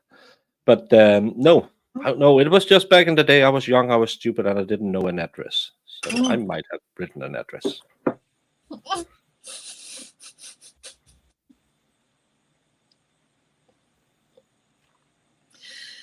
Oh my God. I don't know what you're talking about, but it's fun. No. Yeah, but yeah, I'll tell you sometime. When I come to the US, I can tell the story about why I probably can't come to the US again. You're going to say it and then they're going to drag you away, ban you for life. Well, it said if you said yes to, if you were going there to do bad stuff, it didn't automatically preclude you from going into the US. So I was wondering if I should say, yeah, I'm going there to do crimes, just to see if I would be thrown out. But I thought, well, that's kind of stupid. Even I won't do that. Yeah, Alabama. I can see that, but every time you get a hung jury, the defendant should think more and more that I can win this. I don't need to plead this out. And again, what can they offer her now after 13 years? Time served? She can. I don't even know if she can sue the state for doing this to her. This is the kind of stuff that really gets me angry because, the state can continue to drag this woman to court and she has to spend, if she doesn't take, a public defender and she wants to spend money on a lawyer, here she is spending all of her money on legal issues so that they can, when they can't even get a jury to convict her. And it's ridiculous. Yeah. I think for even stuff like this, it's never going to happen. I know, but people should be reimbursed when the state that's ridiculous. We have it but that's again if you're found innocent, then you can your attorney can apply for, and then we had a set amount you get for every day you have been incarcerated. Mm-hmm. So yeah, I know that just because if I had done something, they could also slap me with lying on the government. That will probably be federal crimes. So that's the big one. Mm-hmm. Especially if you go to trial and they find you innocent. I feel like they should reimburse you every dime that you had to pay to fight for your life.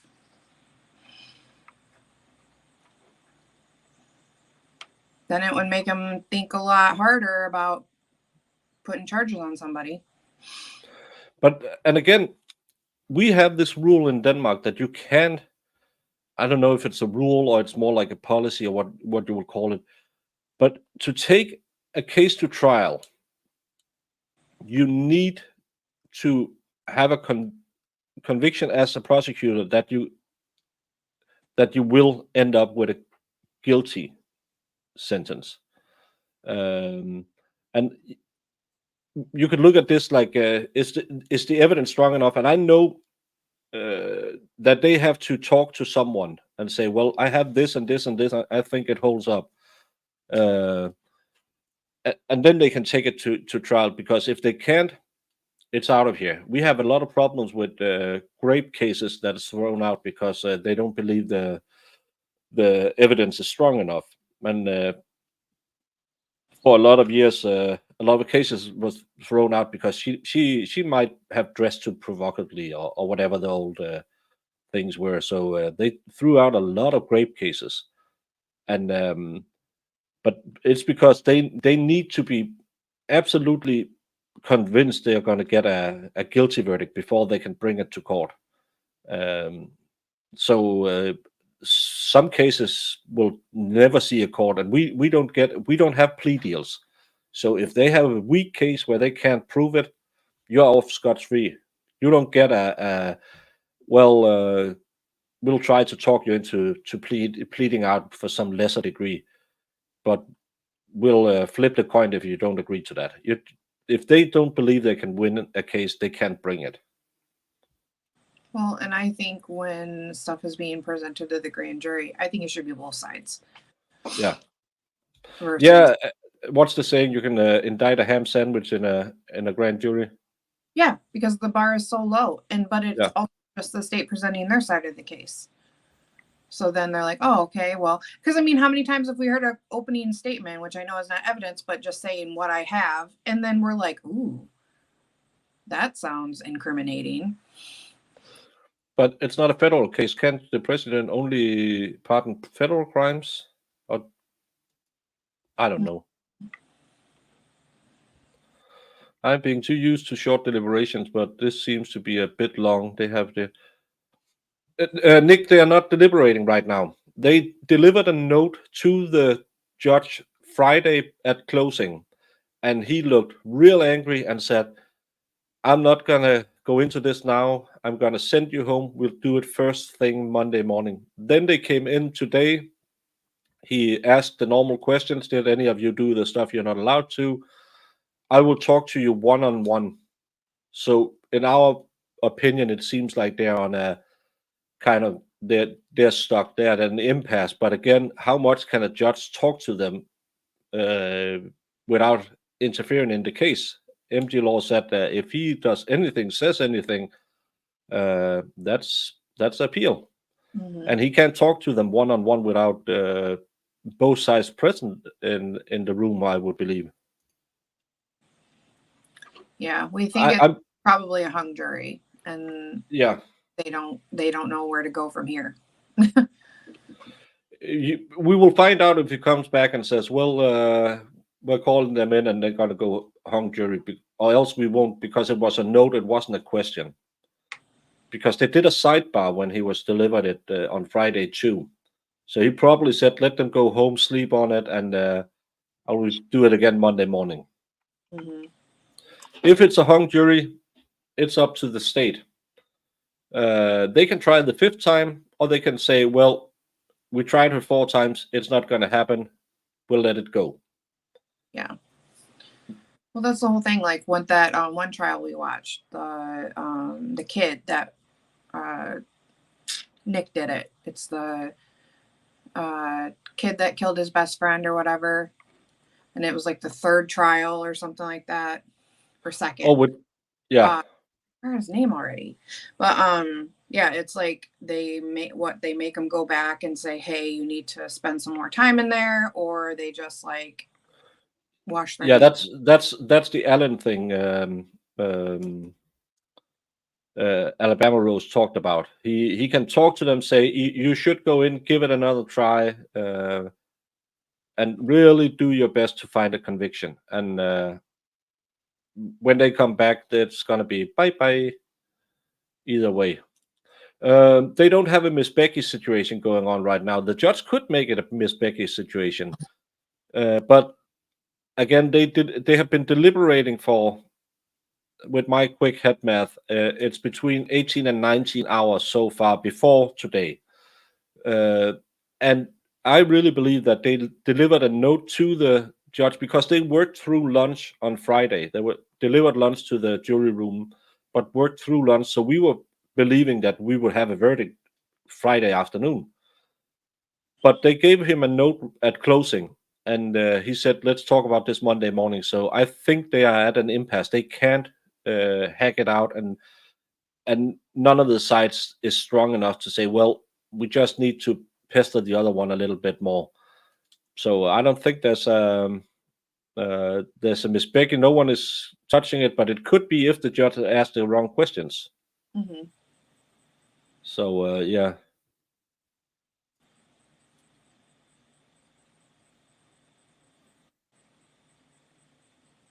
It might be, but again, it's a note from the jury. It wasn't a note from a juror.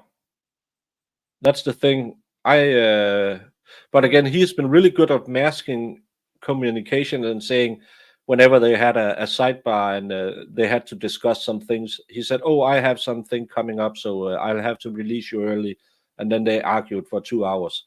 So he's really good at covering up what's really going on, not to sway anybody. So it could be one juror had set out that Timmy was banging on the table and threatening them to vote one way or another. But then, if they do that, they have to do the trial again because the alternates haven't been in there deliberating. I don't know if you can stop one in now. Well, I don't understand why I am curious why he's going to talk to them all individually, because if it is the question of a hung jury, I've seen those before where they just come in and they're asking them if they can deliberate some more, or you're going to deliberate some more. I don't care, basically. And they just say it to them as a whole. I find it weird that he is bringing them in one by one. So I'm really wondering if it was some kind of weird question. I don't know. And Squat Bob, he can't do that. If he do that, he's messing with the role of the juror. The juror are the fact finders. He can't tell them anything if they're asking, but we just don't understand the GPS data. There's no GPS in this case, but it could be that. And he says, well, if you see here and you see here, then he's messing with the case because it's their memory that's the only facts in this case so far. That's why they are brought questions are brought in, and he has to discuss them with both sides. He can't help them with figuring out evidence or positions. He can only ask them, do you believe you won't be able to reach an agreement? Truly, no. The judge is interviewing each and every juror. What for? We don't know.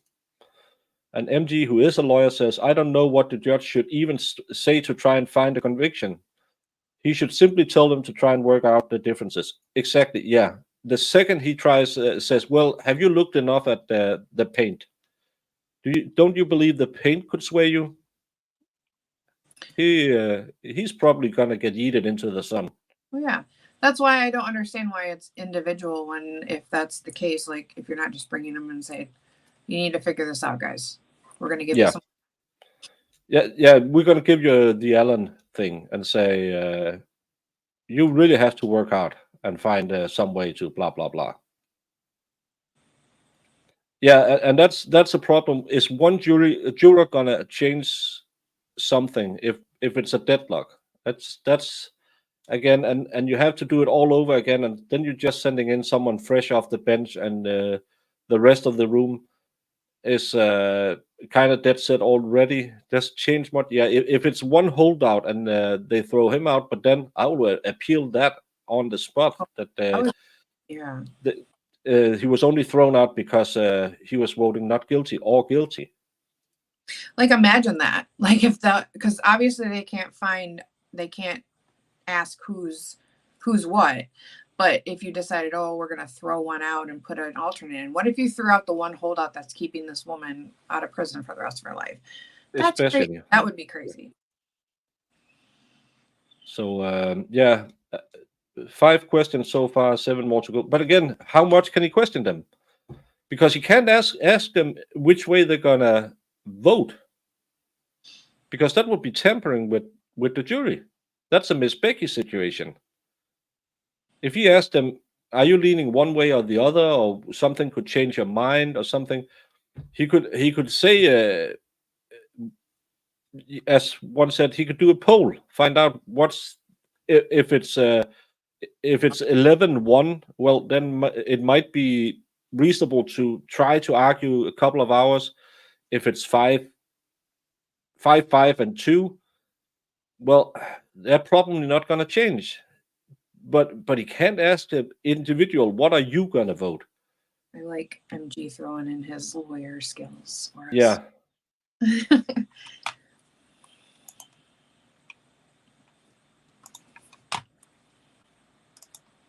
Yeah, and that's the big problem. The second you start, because if it goes well for the defense and they come out right after and say, "Well, we found her not guilty," the state will claim that there are shenanigans and that juror, the alternate, the other way around. But he can't go in there and talk about what they're going to vote, because that would be interfering. And I really don't get what you can question them. Couldn't you just do a poll and say, "Well, we are at an impasse with 7 people guilty, 5 people not guilty"? That might not help to bang out another 7 hours. Say, "Well, you go to noon and see if it's changed. We'll do another poll, and if it hasn't changed, I'll let you go." Yeah, because I mean, yeah, we're just banging our heads because he can't ask them much. He can't really get into much unless there's some kind of somebody was threatened, right? Or that might be a little different. You have to talk about it. Or some shenanigans were going on, and it's kind of like the Murdoch situation where he's bringing people in and questioning them. I bet you none of the jurors did that because they were told not to do that. And juries are good people who listen to the judge and absolutely don't go home and watch anything. Yeah. I hate you, Lefty. It's trend setting. Say shenanigans. Shenanigans.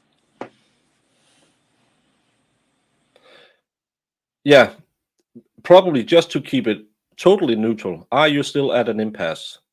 Yes. Do you believe you can solve it? No. Okay. Bye. Thank you. Mm-hmm. I'm absolutely not being sarcastic, Brandon.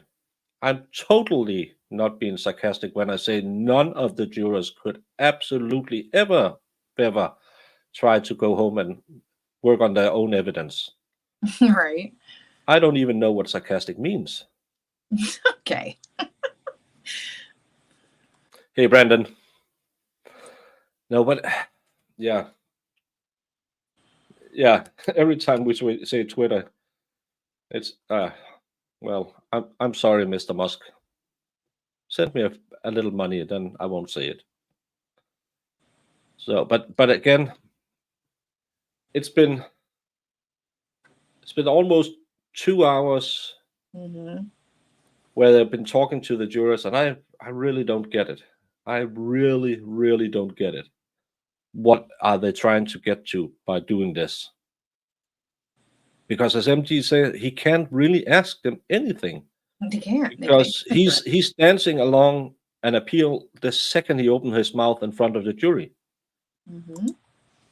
And that's a big problem in all of this. And yeah, but to me it just smells like a hung jury.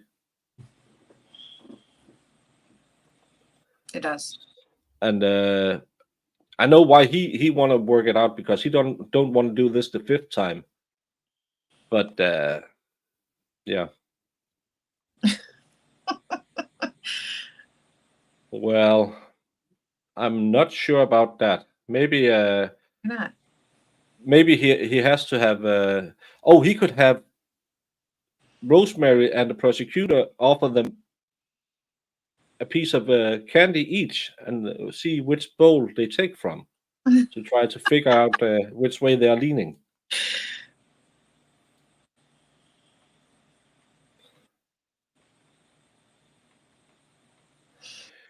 We believe they are deadlocked. We got a note Friday just before closing that the judge wouldn't address before he sent them home. He came in this morning, said, "We had a note. Can I have a sidebar?" Then he came back and said, "I will be talking to each juror individually. If there's shenanigans going on, if there's threats going on, or they're just at an impasse, we don't know." But he's been yapping with them for almost 2 hours, and he's been through half of them so far. But we're trying to figure out what he can even ask them, because if he tampers with the jury, that's a mistrial as well. And do they really want another one caused by a judge this time? The first 2 times was a hung jury because of bad witnesses. Then they had a successful one because of a paint expert. And if a judge messes us up the 4th time, that's not going to be good. No, I really don't think he's gonna do anything to cause a mistrial or cause issues. I don't think so. Yeah. He seemed pretty like, I mean, I didn't agree with a lot of his rulings, but he seemed pretty like by the book. He seemed very afraid of the 5th trial. Alabama, he can't ask about seeing any part of the evidence, because that would be interfering with the jury. He could talk about if there was anyone who was threatening them, but he asked them every morning. So other than asking them, will you be able to, do you think, but why should this jury change their minds, not the other ones?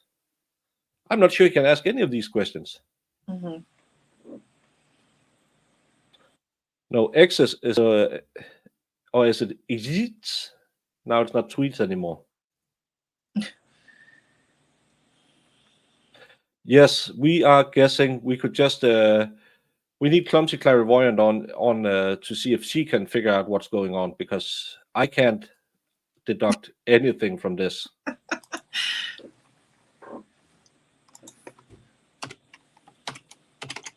You probably did. I hope it was fun. Yeah, sounds fun. Any games are fun usually. I don't know what Blue Devils are or what game it's in, but going with 2 pro wrestlers could probably. I'm an old WWF guy and WCW, and I know those guys could have a really fun time when they weren't in the ring. Also, sometimes in the ring, because most of them were drugged up and on Sumas.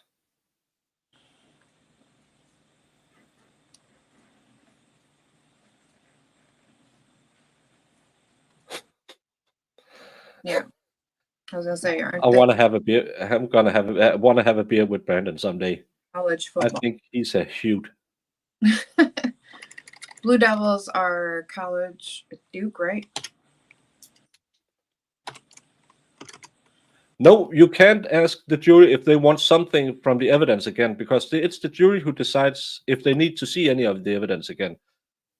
If he asked them, don't you think it could help you to watch the phone record again? Then he is trying to make them vote a certain way or think a certain way, and he's not allowed to do that. In the jury's instructions, it's said to them that they are the finder of the facts with what they know now, and that's why they couldn't have the map. That's why they couldn't have the demonstrative.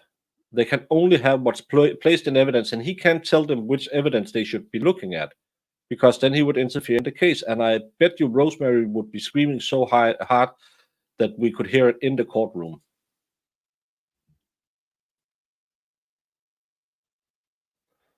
Well, some of the best stories starts with someone's cousin I didn't know.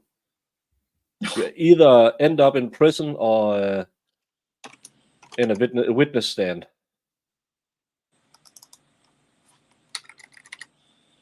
I hope you. I hope I answered it this time while you was near the phone.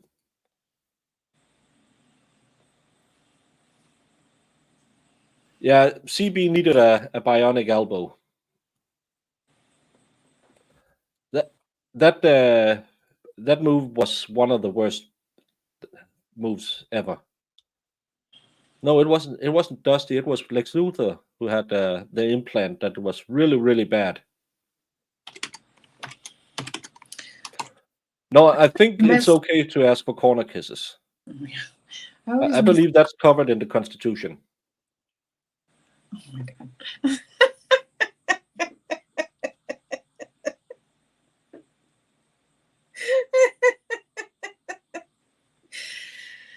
Oh my god. I would love to go see a college. I think isn't college more fun than watching NFL? Oh, college is so much more fun than NFL. But I was on with the expert on Friday, and the prices you have to pay to go to these games, that's insane. I went to a Michigan game one time, and their stadium it's so packed. Like it is unfortunately uncomfortable, but the tailgating is so much fun. I had a blast. That's you can't do that in football. We do the first part, but we don't offer free beer or anything about pulled pork. We once lost to another team 2-0, and I was knocked out by their fans when I stepped out of the stadium. So it's we're kind of different. I believe so. It's the First or Second Amendment is about corner kisses. Well, I agree with Lefty. Yeah, in your neck of the woods, probably college football isn't that much fun. NFL's better.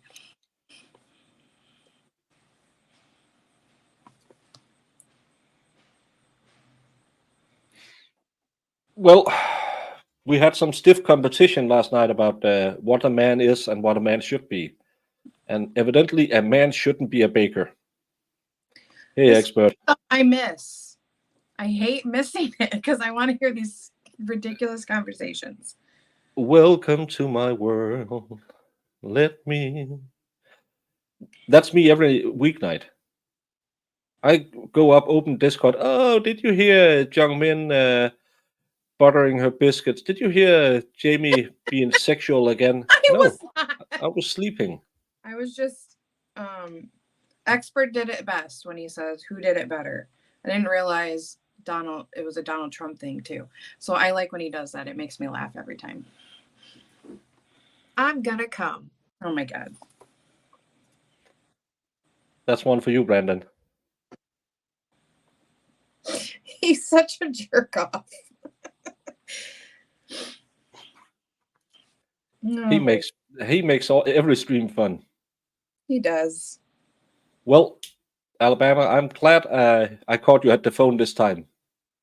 Yeah, everyone should go follow the expert, especially when he gets more likes in the chat on some channel, and women get a bit angry about it.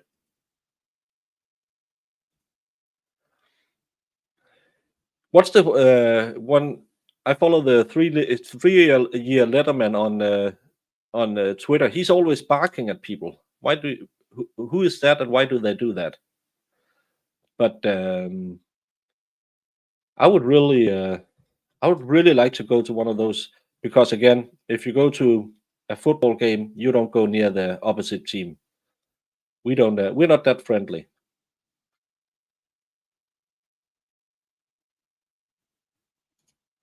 Woke Wesley, yes, this is a live repeat because I keep saying things again and again because we're just speculating.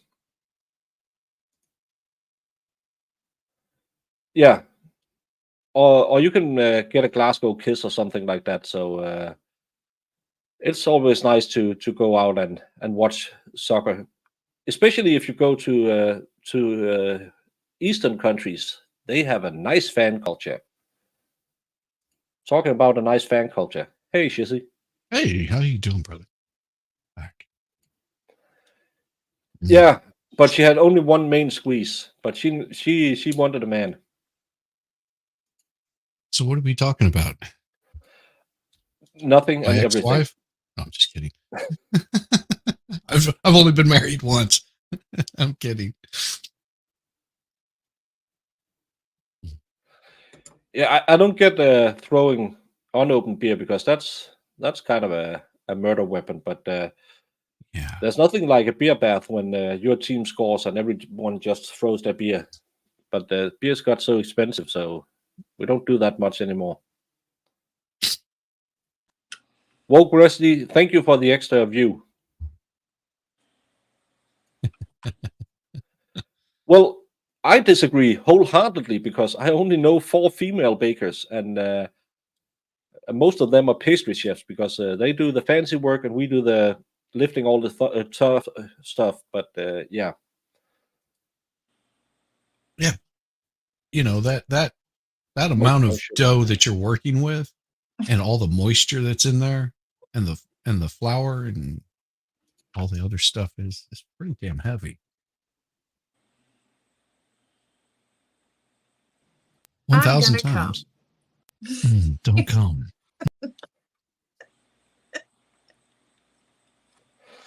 Yeah.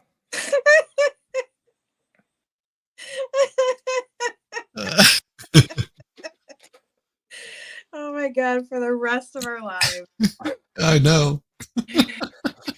Brandon ruined us for the rest of our lives. I love it. I sent super chats to Dave. But do they bark at each other or do they bark at the opposition? Just bark. It's kind of like Marines go. I'm a Georgia fan, so that's why he likes giving a hard time. I don't know what soccer is, Lefty. It's kickball. It's not football. It's yeah, it's definitely not punching women either. Just so you know, it's not soccer, it's soccer. Soccer. And totally agree, Brandon. That beer cans are just stupid because hit someone wrong and you'll be covered by this channel. Mm-hmm. So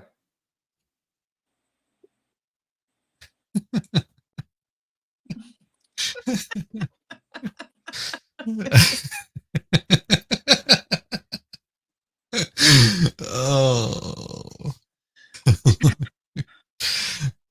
no, you're right. Females don't have these forearms. Mm-hmm. The other one is half the size. I once got a tennis elbow, or whatever you call it, where but it had nothing to do with baking. Yeah, no, it was actually because I started lifting again. I went to my doctor and said, and he said, stop being single, you won't have the problem. Yep. Well, he was a cool doctor.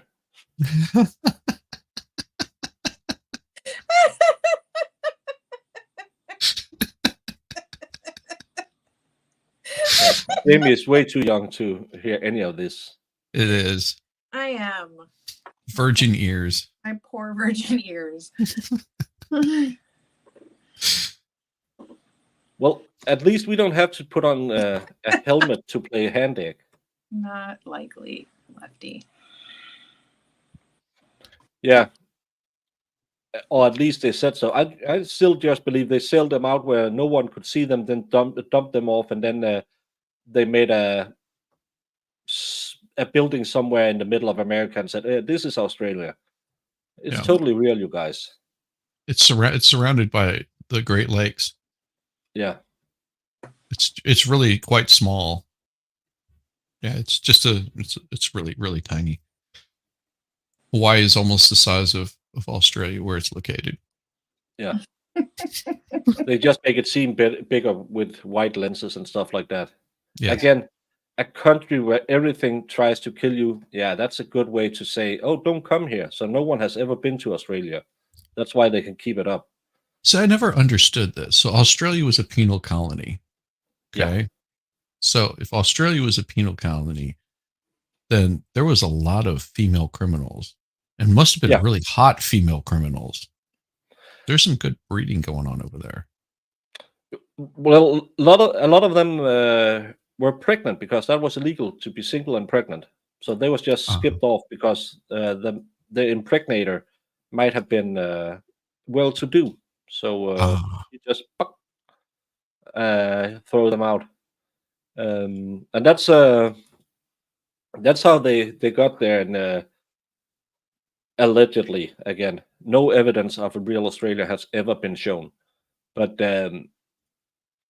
it was just to empty all the poor parts of town. Everyone was thrown out for nothing. Kids was convicted of stealing when they didn't have any food and stuff like that. So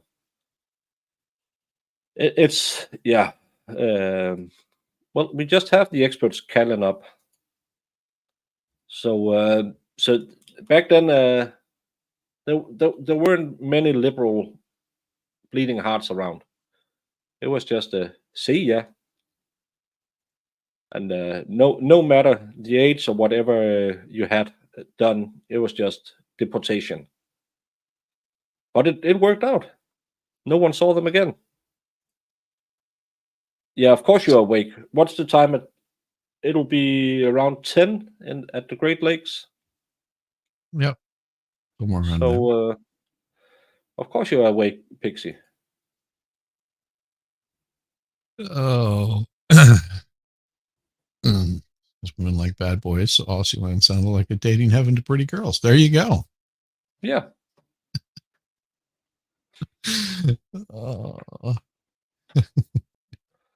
Yeah, I miss when I got the homemade soccer from my mom and my grandma.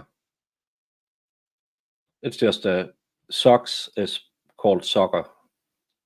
Really? They call In socks Denmark. soccer? Wow. Yeah, because there's two of them. You put an R on if there's more than one. Ah. So, So women would be womener? No, that's kvinder. A woman is en kvinde. Two is to kvinder. Instead And of a putting harem? S, What would a harem be called then? well, you only have one harem. So det harem.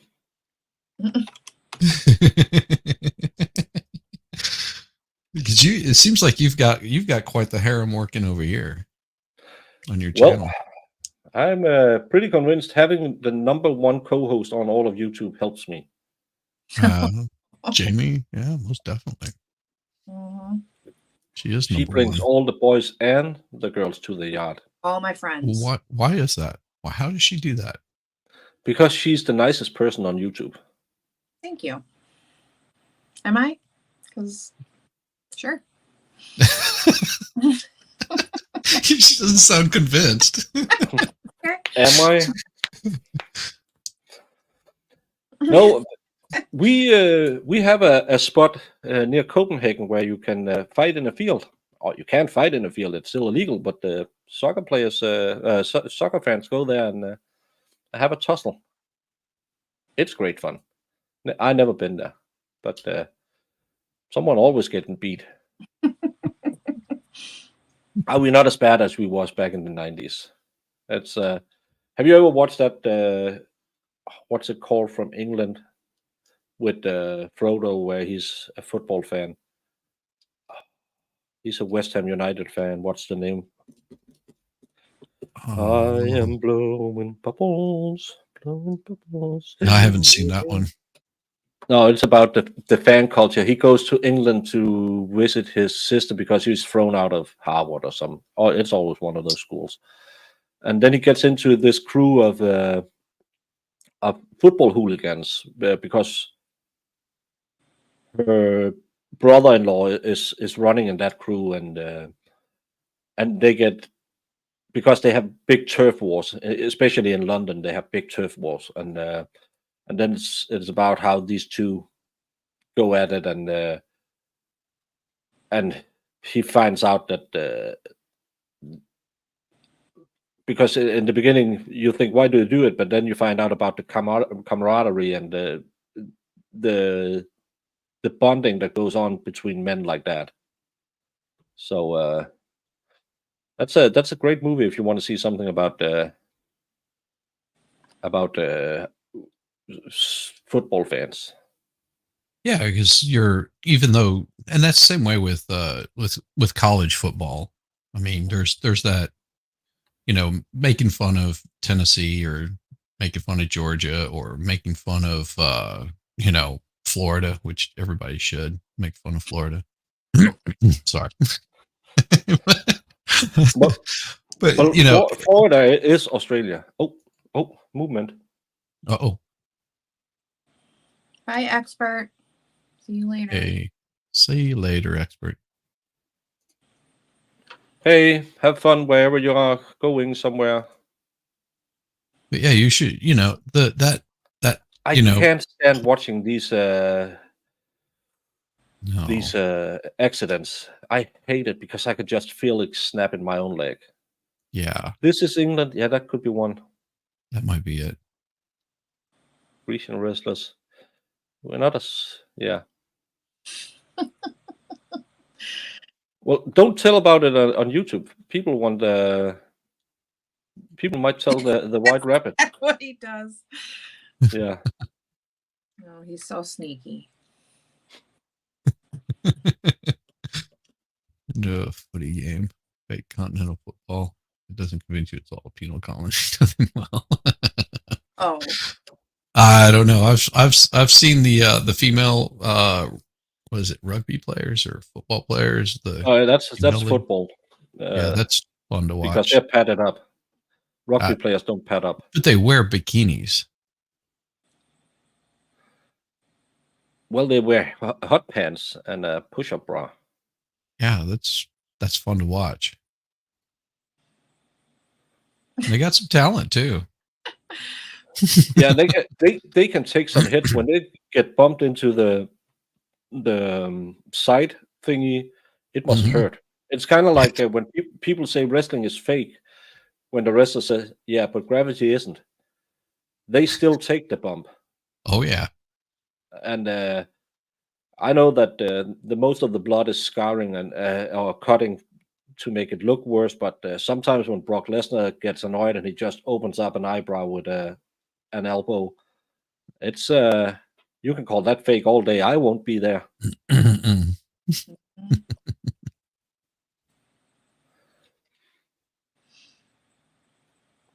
No, it's not that one. It's with what's it? What Elijah Wood or whatever his name is. Said Elijah Wood and Charlie Hunnam. Someone typed in there. Puddingway did. Yeah, it's Charlie. Yeah. He's the older brother who's got out of the game. I think that's one. That's probably the one. what movie is that?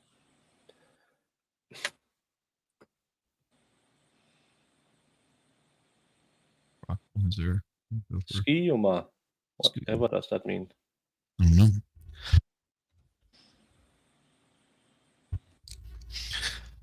Yeah, I mean, there's always, there's the rivalries in It's in called college. Green Street. Green Street. Okay. Oh, I have heard of it. Yeah. Green Street. Yeah. So with football fans, your college football fans, there are always going to be those rivalries, but there's also a given respect. All you have to do is just watch two rival teams. The old, Georgia Auburn game. At the very end of the game, all players are coming up and having a conversation. They're shooting the shit after the game and congratulating each other, noticing each other's accomplishments, probably talking about random things that they have, plans and ideas, and hey, that was a really good play.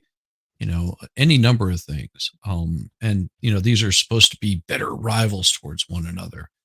And that's one of the important things that people, fans miss out on. They don't see that. And whenever you see like these groups get together, they'll Yeah. be, dusting it up and giving each other a hard time. But when it gets to the point of violence or throwing like things to harm other people, that's just it's just not appropriate.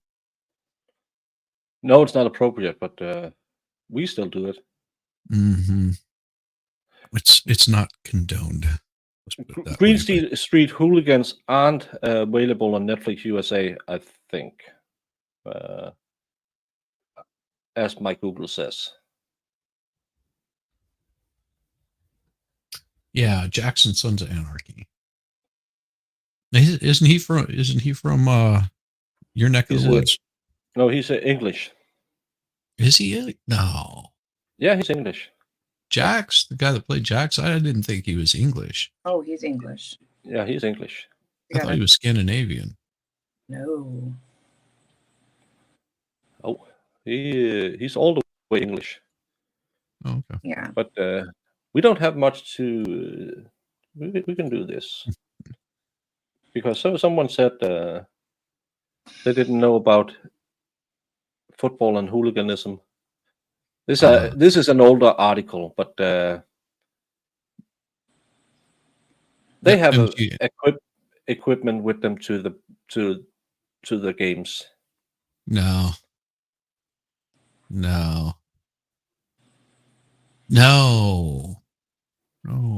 Why would you do that? Well, I said Eastern European countries are a bit different. Oh my God. No. So yeah, That's horrible. never go. I told you the last time about when I went to a football game in I think it was Kosovo or Croatia when I was deployed, where us armed military people still had police protection because they was afraid they would still attack us, even though we were in our suits because it was still in a war zone. So we had to have our gear with us, but they put police protection on us because they were ready to go. Mm-hmm. Yes, he's correct. Georgia and Auburn players are often from the same areas growing up. Yeah, I mean, you'll see a lot of guys that grew up in Georgia playing for Auburn and vice versa. Same way with Florida, Tennessee. You'll see a lot of players that are from states that might be rivals. So, and yes, I am from the South, not originally, but I've been living here longer than I have anywhere else. So you could say that. I don't know. I'm not British or Scandinavian, so I couldn't tell you. He's American. They don't know anything. Mm-hmm. That's Well, we're that's always the starting position is always they probably not going to know this reference, and then we talk about it. What's really cool is I've actually been to Newcastle upon Tyne. Yeah, I need to try all of this barbecue. That's not just fake smoke. Yeah. And I need a baconator. I like the baconator. a baconator. But You need I picked up what I'm doing for lunch for the next couple of days. Picked up some roast beef, some Swiss, some horseradish, and some mushrooms. Oh, that sounds good too. Yeah. But Brandon, just promise me that you're not like someone else who only drinks light beer because they have to watch their figure. then we can have a fun time at the tailgate. Den Haag, yeah. I wouldn't take Brandon for a light beer guy. No, I take him for a man. So why should he drink light beer? Yeah. Back in the day, Dutch fans were kind of crazy too. I can remember back in was it the late 80s or early 90s? There were some good fights down there too. I believe someone was killed. Yeah. That's very cool because I was Yeah, seeing I believe it's the 2020 we saw, but a lot of these Eastern Europeans was banned from the World Cup. as it should be. Well, if they haven't done anything again, Oh God, if you went to an LSU tailgate, you would get like crawfish broils, um, and man, you'd be in seafood heaven. We're talking about cooked seafood, stuff straight out of the bayou, alligator. Yeah, all I'm kinds of not stuff. making fun of your sport. I'm making fun of your beer and Lefty. He's got a double IPA. That's not a womanly beer. No, did you hear that, Lefty?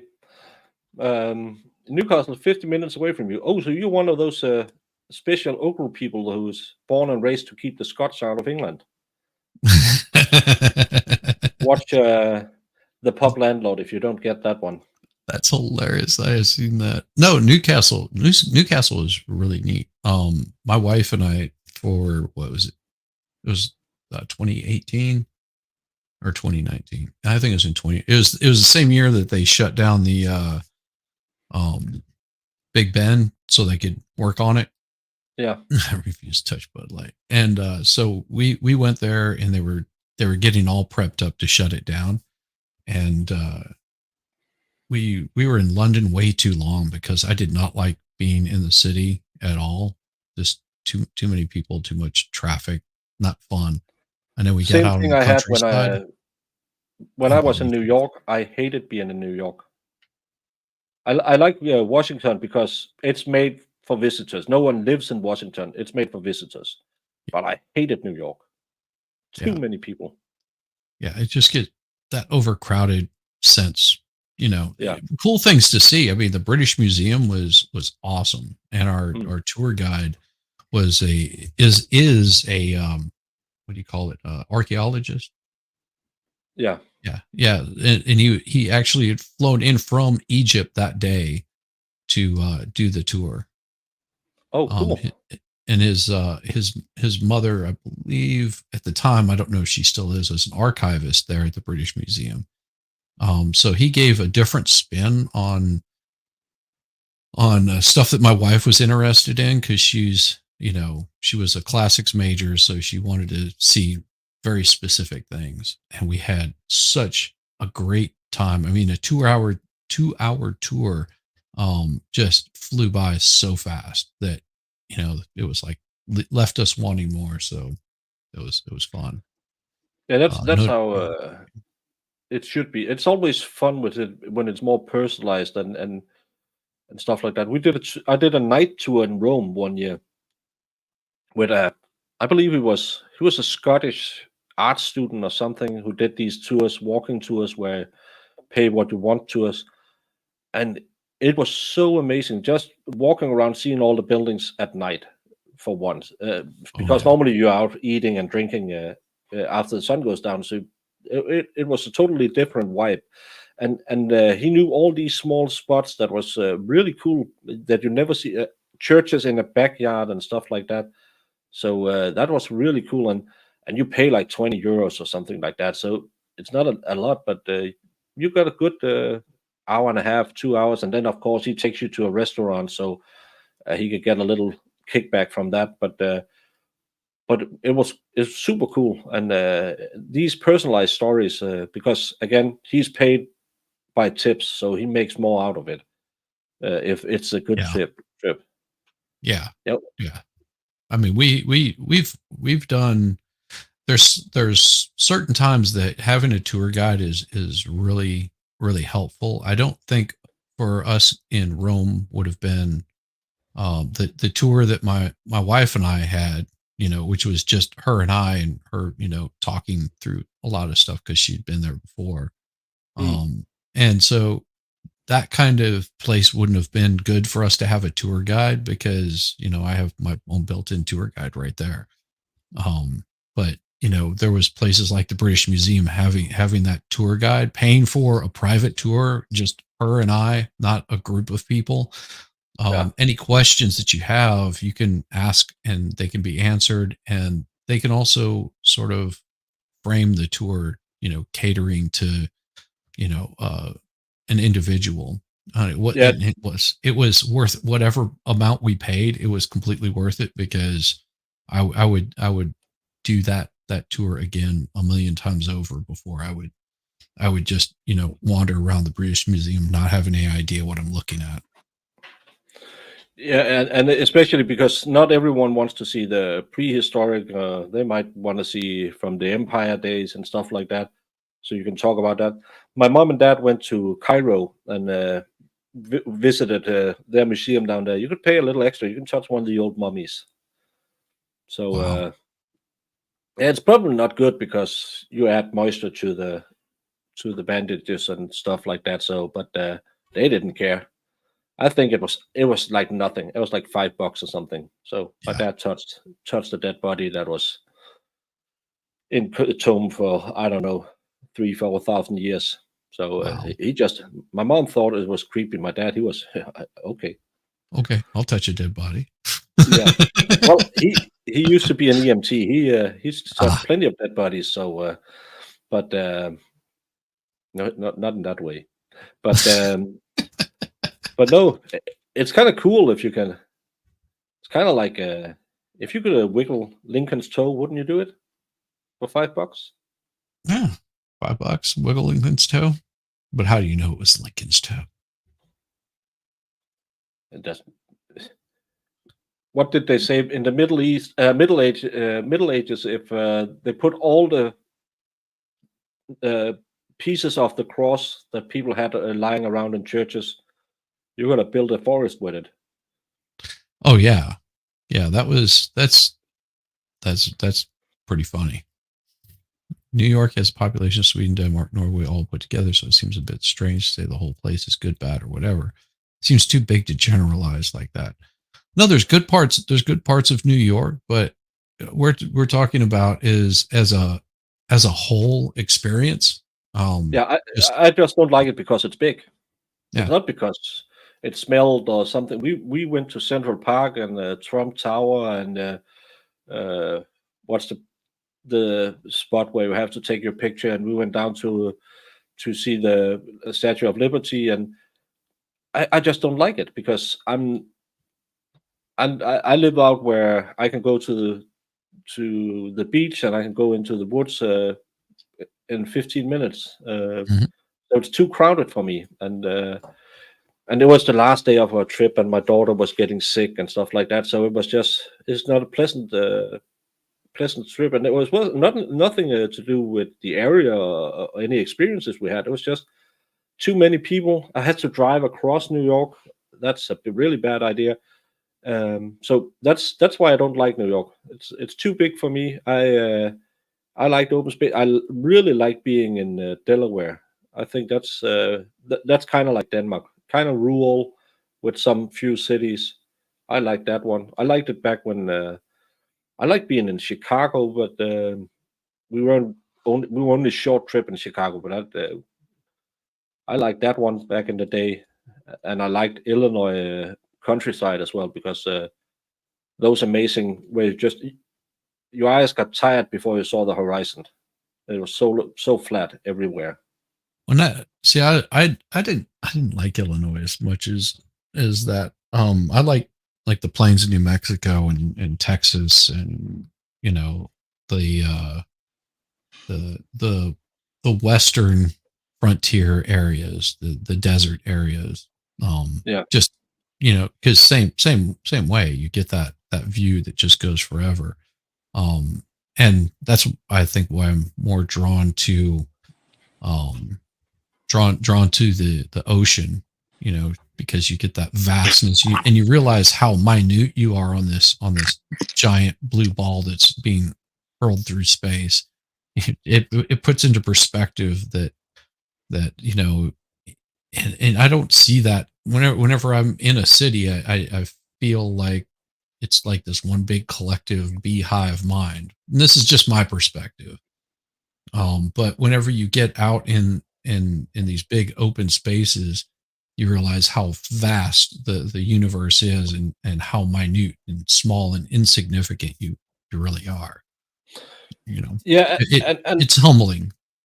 yeah, and but if you're grown up in an area like, because where we live, we are known as the gate to the Southern Sea in Denmark.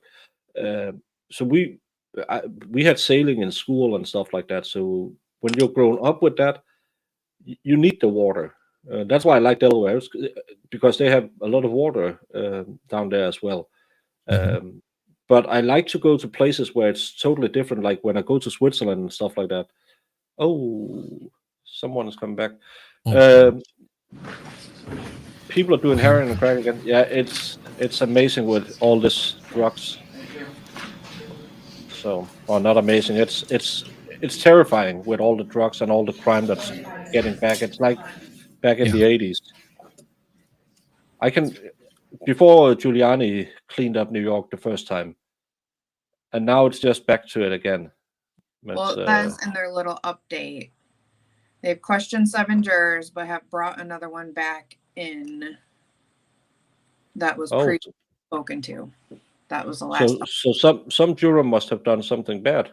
But could we That's get an what I'm update? thinking. Because I got a feeling, like, and I said this before, that I have a feeling I that got a there's feeling. more than a feeling. It seems to me that somebody is on there that's trying, that knows a lot about this trial, and is trying to either sway for a not guilty or a guilty. They're very, very informed on all of the prior trial stuff, and Oh yeah. and maybe tainting the jury pool. I would hate to see that happen, because that ends up with a mistrial. Then they have to come back and do it all over again because of, a bad actor, which I'm hoping that's not. I just get that feeling because, I mean, this should have, from seeing all of the evidence, this should have been a half a day at the most. Yeah. Yeah. Yeah. But yeah. But if there's somebody in there that knows quite a bit about this trial, they could drag this stuff out forever. Yeah, if the jurors are trying to get one kick, but then wouldn't it just be thrown back to being? Yeah, of course they could put in an alternate, but Rosemary would say, "Nope, we're going to do it again." I Yeah. think she would. I wonder if that's what it's about. Like maybe somebody found out something they shouldn't have, and they're all kind of telling on on the one or something. I don't Yeah. know. That might be. I believe they said that the alternates should be at the courthouse, but weren't allowed to be in the deliberation room. I'm not sure, but I believe they said that back on Wednesday. So that, because I thought it was weird that the alternates weren't released, Mhm. but I could be wrong. They said they questioned 7 and brought one back. Still have 5 more to go. Yeah. Yeah. This is not getting the point of ludicrous. Yeah. Well, she can do it. She can raise a stink about it and say we don't agree with that, and we believe that juror was just kicked off to try and get our convicted. I don't know what they can do. Yeah, but some cases they release the alternates before they go into the jury room. So No, they wouldn't yeah. be doing lunch break this early, Irish, because they're on Central Time, so noon would be 1 o'clock Eastern. They're still on Eastern Time. Yeah, they might be doing a morning break, but that would be different. Yeah, No, I don't think they're doing a morning break. They were just back and picked something up, and then the camera guy switched on the sound. I think they're still going with the questioning, or maybe they're in there arguing if someone should be yeeted. I know. Yeah. No. Oh, everyone has a conspiracy. Brandon, he's always good for some entertainment. Yeah. Brandon is awesome for Everybody some type entertainment. your conspiracy theories in the chat. Let's hear it. What do you think is going on? My conspiracy is, after Shizzy said it, someone has really been doing their homework, has been telling in the room about all the other trials, and how this was presented before, and why didn't we see this before? Because in the third trial we heard about this, and in the second trial they talked about that. That's my conspiracy. Someone did their homework and brought cheat sheets for everyone. That's my new conspiracy, and I'm gonna water the roses. Yeah, I'm thinking now. I'm kind of thinking somebody said something that was suspicious. If a juror violated the admonishment not to look at outside sources and then brought that info into deliberations, then I'm not sure there's a way not to declare a mistrial. But I don't think that's what it is. That's my view on this is they didn't bring it in from an outside source.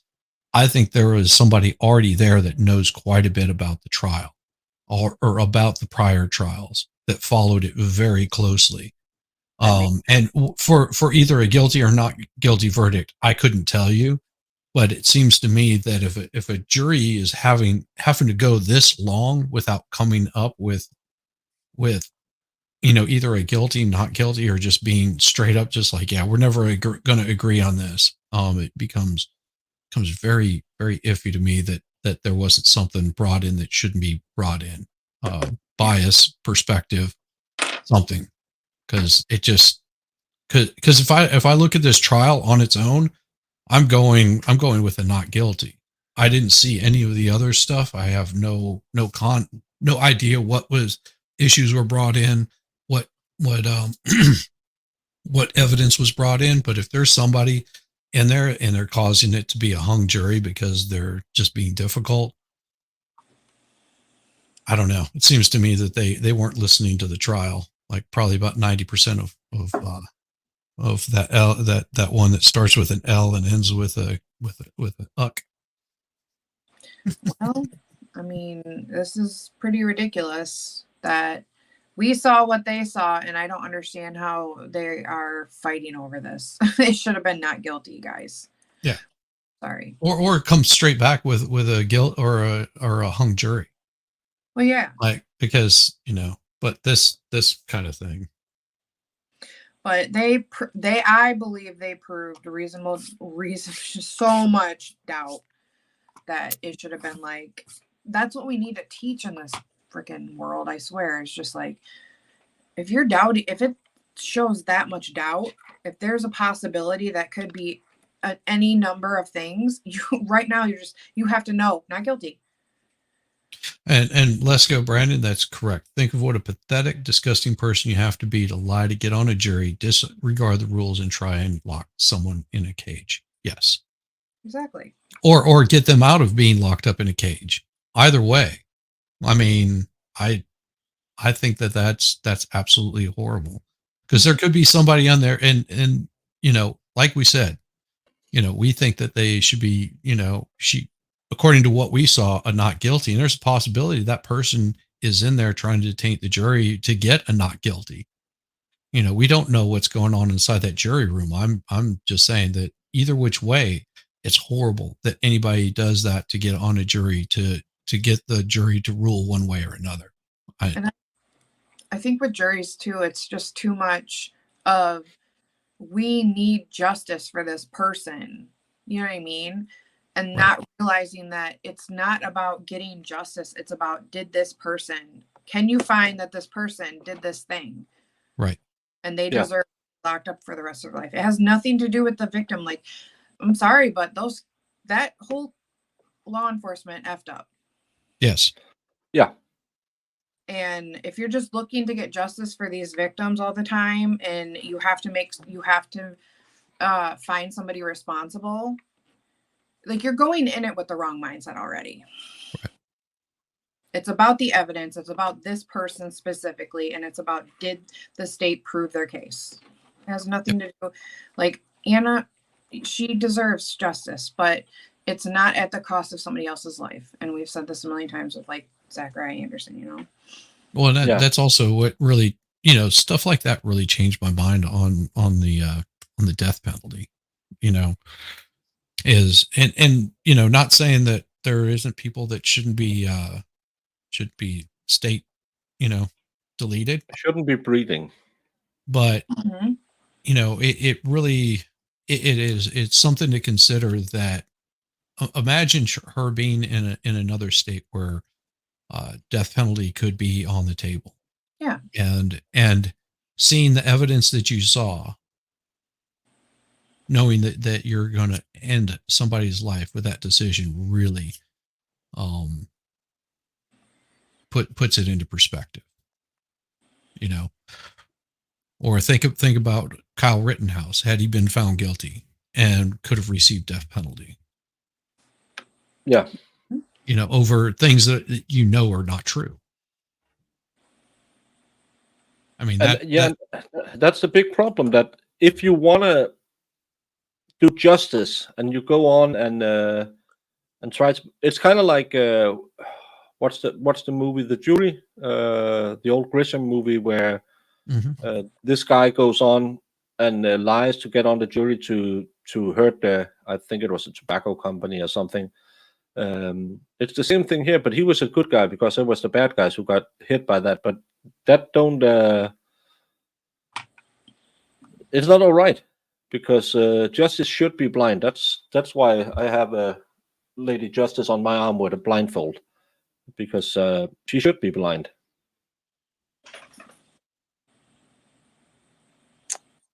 Oh, and we have a 21-year-old who's been beaten so badly this night, so he's brain dead now. People should really think about what they're doing. Anything happen? Nope. So absolutely nothing. Don't come. No, you're welcome, Sal. No, nothing happened. We still questioning the jurors.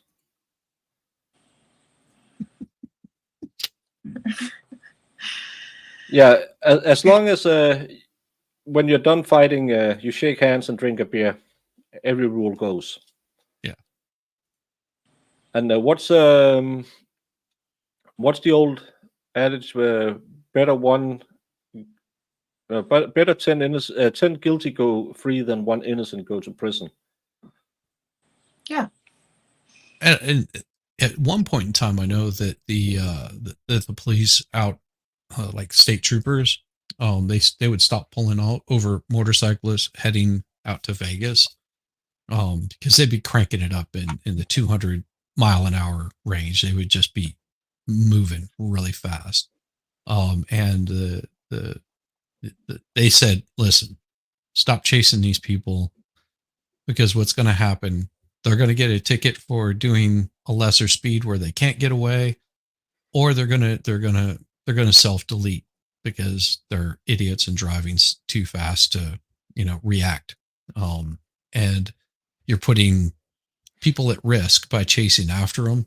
So you have to weigh those consequences of, is it better to let someone get away with doing something bad, because they're going to do it again and then they're going to get caught, Yeah.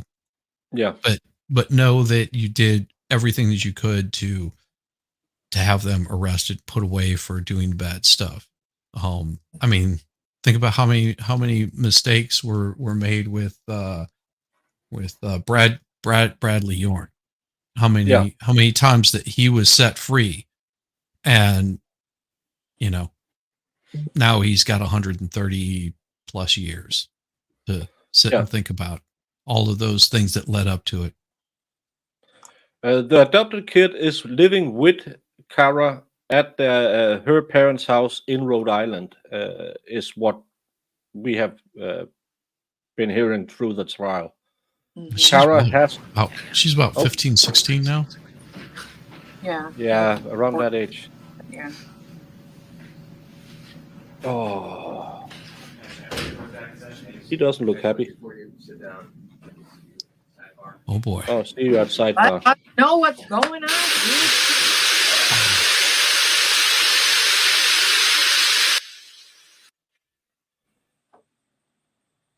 Bastards with their noise machine. At least they could turn down the white noise machine.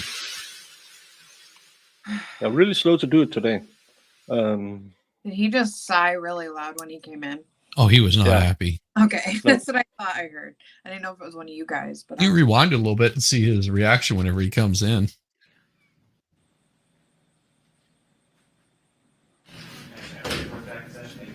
Actually, before you sit down. Yeah, he doesn't. Okay. Yeah, he does That- not look happy. Yeah, no. Ah, We just had a guy admitted to the loony bin for 5 years for driving recklessly, and he just got convicted today too. So who is that? it's a guy here in Denmark who drove on pedestrian streets, and he was found to be sent to the loony bin instead of prison for 5 years. Yeah. And see, I'm not talking about local residential. I'm talking about people on there's a long open desert highway that goes from California to Las Vegas, and the cops would get in these high speed chases, and the chances are you would cause an accident, more than likely resulting in the injury or death of the police officer, because they're in a cruiser. I mean, they could keep up to speed with them, but you're not going to catch them. No. And so instead of putting resources to that, they would just, spend their resources letting those people go. If they could get them for doing a 70 and a 65, then they would pull them over. That's all I'm talking about. I'm not talking about, trying to prevent things in rural areas to, keep things a little safer, or urban areas. Sorry. Yeah, and again, it's always weighing up the positives and the negatives. Getting one guy off, I shouldn't say that. Catching one guy, or maybe injuring 20 people because you're going to hit traffic at some point. Right. And again, you can do a high speed pursuit on a motorway at 2 a.m, but you might not be able to do it at 3 p.m. Yeah. So again, it's the police officers who has to determine if it's worth it, and hopefully they get his license plates, and maybe they're lucky they can have a stinger strip somewhere out in front of him. But I watch some of those car chase videos on YouTube when I need some entertainment, and the ones where they just plow into some innocent bystander, or innocent people in a car, it's crazy.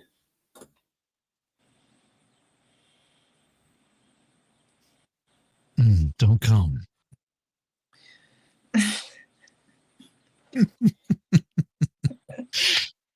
Oh, what about you, Jamie?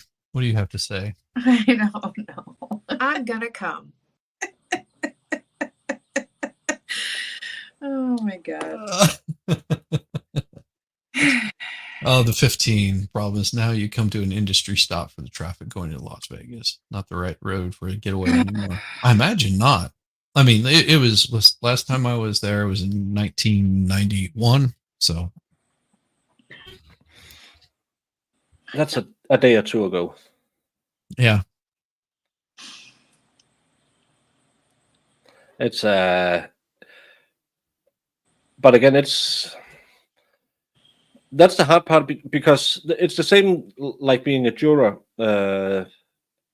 It's always the wrong decision. If the police says, "Well, we're not going to chase him," then he runs away and does something bad. You should have stopped him. Yeah, but I could have killed 5 people in a car accident. Yeah, you should have stopped him. Well, and a lot of times what it is a cop pulling someone over for doing 5 or 10 miles an hour over the speed limit, and then the motorcycle cranks it up well beyond. So they just at a certain speed, they're just like, yeah, we're not. Don't pursue if they're hitting this speed here, because they're more than likely they're going to get away. So it just there's I'm not talking about not pulling anybody over that's speeding or being reckless, but usually they're not speeding or being reckless in the first place. They might be doing 80 and a 65, and cops would pull them over. But if they're doing 80 and a 65, it wouldn't take but anything to wrap it up to 120, 200 miles an hour. And at one point you have to say, it's time to back off. That's what I'm talking about. Yeah, I actually, Squall Bob, you're quite right. I plan on getting a tattoo on my chest to cover up the one that's currently there. I just talked to my youngest daughter because of her birthday, and I'm probably gonna do the left arm too. When she has, I gave her a tattoo for her graduation, so we might get something. Father daughter. Instead of doing the No, father daughter no, dance, you're going because to do a father daughter tattoo. I have their initials on my arm, and I have them. Oh, is that one of her drawings? No, it's the tattoo artist, but I asked for them as stick figures, and they were. It was the first one I got in a long time. They were there. They chose the colors, and it was nice. It was we. I think we had just been out eating because my mom was declared terminal. So I had to. I wanted to have a memorial tattoo because when I got my first tattoo, I told my mom that someday I would get a big one saying "mom." So I just had this done to see if I liked the tattoo artist, and then I had my big piece on the thigh that says "mom." So I got it. I think we finished it a, a week before she died, so that was perfect timing. So, but I never showed it because then I just killed her earlier. They're reporting that the judges. One more juror may have seen news over the weekend. But that's what law and Yeah. Cuck is talking about. They don't know any more than we do. Well, they're in the courtroom. Lady in the courtroom is tweeting. Yeah, but she don't know anything because she's not in the room. So we have to wait and see. That's the one that used to be like a model or something like that. Is that the one that's in the courtroom? What's her name? I forget. Kathy. I have eight tattoos. I have 13. Well, mine are kind of in the big. Yeah, I've got and I only have like 3 really good tattoos. The rest of them are bad.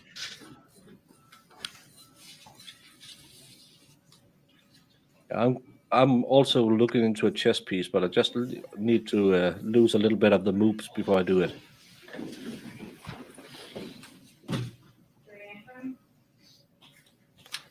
The corner kisser. Come on. Rosemary looks a little happier this morning. It's not a lot of pain. The first 15 minutes is hard, and when you get beyond 4 hours, it's kind of hard again. But also, I feel it's kind of like therapy. You're just laying there and hear the buzzing. Yeah, see, this one here was about 8 hours, 6 hours, 6 hours on this one. That was about 4 hours on this one. Yeah. All I have color in mind, so you have to have some long days. Yeah, these two too. This has color in it. Oh yeah, and they heard as does this. Okay, he's going to instruct them. All right, members of the jury, several of your fellow jurors, so 2 deliberating jurors and 1 alternate, have been excused from service and will not participate any further in your deliberations. You should not speculate about the reason that these jurors are no longer present. The reason for their discharge was entirely personal. It is unrelated to this case. What the the jurors, and I'm referring to all 3, views on the case, a relationship to his or her fellow jurors. In fact, I have no idea as to any of these 3 jurors what their views are concerning this case, or even whether they actually had a particular view about this case. Ooh.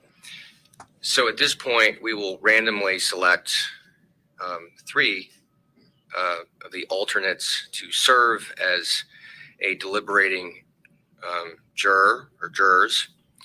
I'm sorry, 2.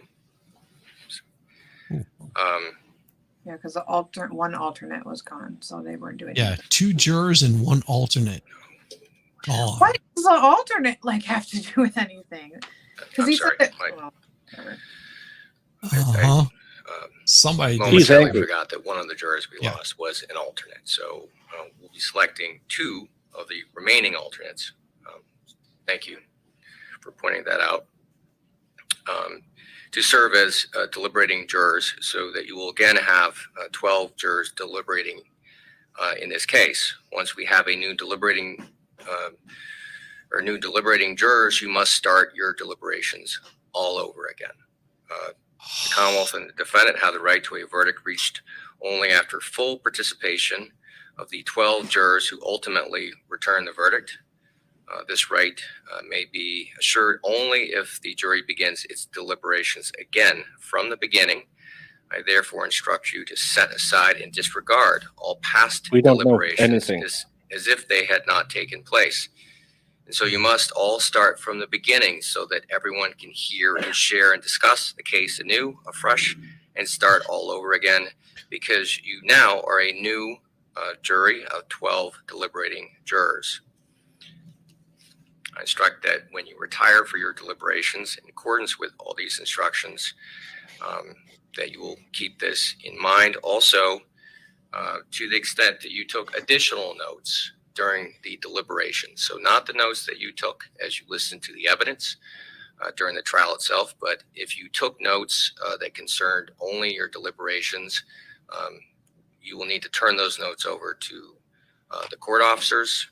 Also, I believe you have what's called a flip chart back in the jury room. So anything written on that flip chart, to the extent that there's anything written concerning the deliberations, that flip chart, or the portions of the flip chart that have been written on in that respect, will need to be removed and given to the court officers. And the court officers will, like your notes at the end of this trial, will destroy those materials, so no one else will see them.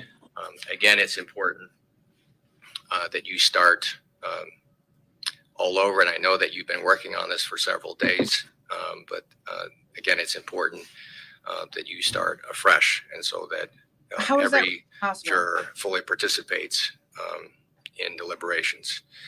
So we are going to break out our fancy machine again and select at random 2 additional deliberating jurors. This is crazy. The alternate jury isn't picked until they're sent into the room. They're picked at the end of it. They don't know who's the alternate. Yeah, at least that's good. Yeah. Juror number 17 and number 7 may rejoin the jury as a deliberating juror. Well, 2 were the normal jurors, Irish, and 1 was an alternate that got removed. So they weren't back there deliberating. Flux, 2 jurors was thrown out, and 1 alternate juror was thrown out because of personal reasons. May rejoin the jury. So now they're seating 2 new jurors, and we are starting all over. So guess who's going to make something to eat while you play Words on Screen? Members of the jury, there's actually a number of other things that I have to attend to today. It takes up sort of some of the space that you've been using. So I'm going to release you for the day so that you can start again afresh with your deliberations first thing tomorrow morning. So I'll ask you that you all return for 9 o'clock tomorrow morning. Again, the same instructions. Please do not discuss this case with anyone, or let anyone discuss the case with you. And that inclues each other until you resume your deliberations. Yeah, let's guess why they were sent home for personal reasons. Any outside research or investigation concerning this case, please avoid contact with any of the participants. Someone should have sequestered the jury. And please actively avoid any and all media. I have 85 people watching right now. Again, It's the really point great of for my these viewing instructions numbers. is so Hope that you all when it come comes back time again tomorrow. for you to deliberate, that you base your decision concerning this case on what you have heard during this trial, what you have heard and seen during this trial, and on nothing else. So the evidence that's been introduced, People have been testimony, watching, of course the they arguments have. of counsel, my instructions to you, again, whatever happened within the confines of this trial, that is what you must consider, and only So, that. Albert, And so I'll please send you to Texas. do your best to actively insulate yourself, protect yourself from any extraneous information or outside influence concerning this matter. And we will see you tomorrow at 9 o'clock.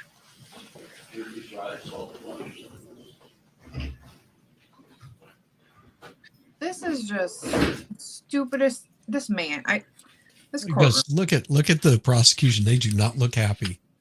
No. Yeah, And because look at the. like, why aren't you guys voting guilty, man? We put on a great case. He's trying not to laugh.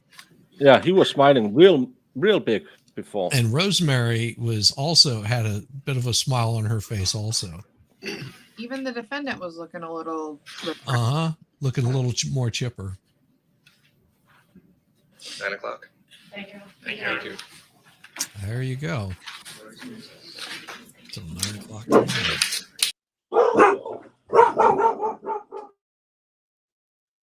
Oh. Exactly, Matt Parkinson. They aren't happy. No. No, prosecution is not happy, more than likely. And like I said, I had this feeling that somebody was on that jury, and that's why it was taking so long, that was wanting the jury to sway one way or another. My suspicion it was for a guilty, but that's only suspicion because I'm not there. I don't know. Me too. And seeing the look on the prosecution's face after that. Yeah. Like.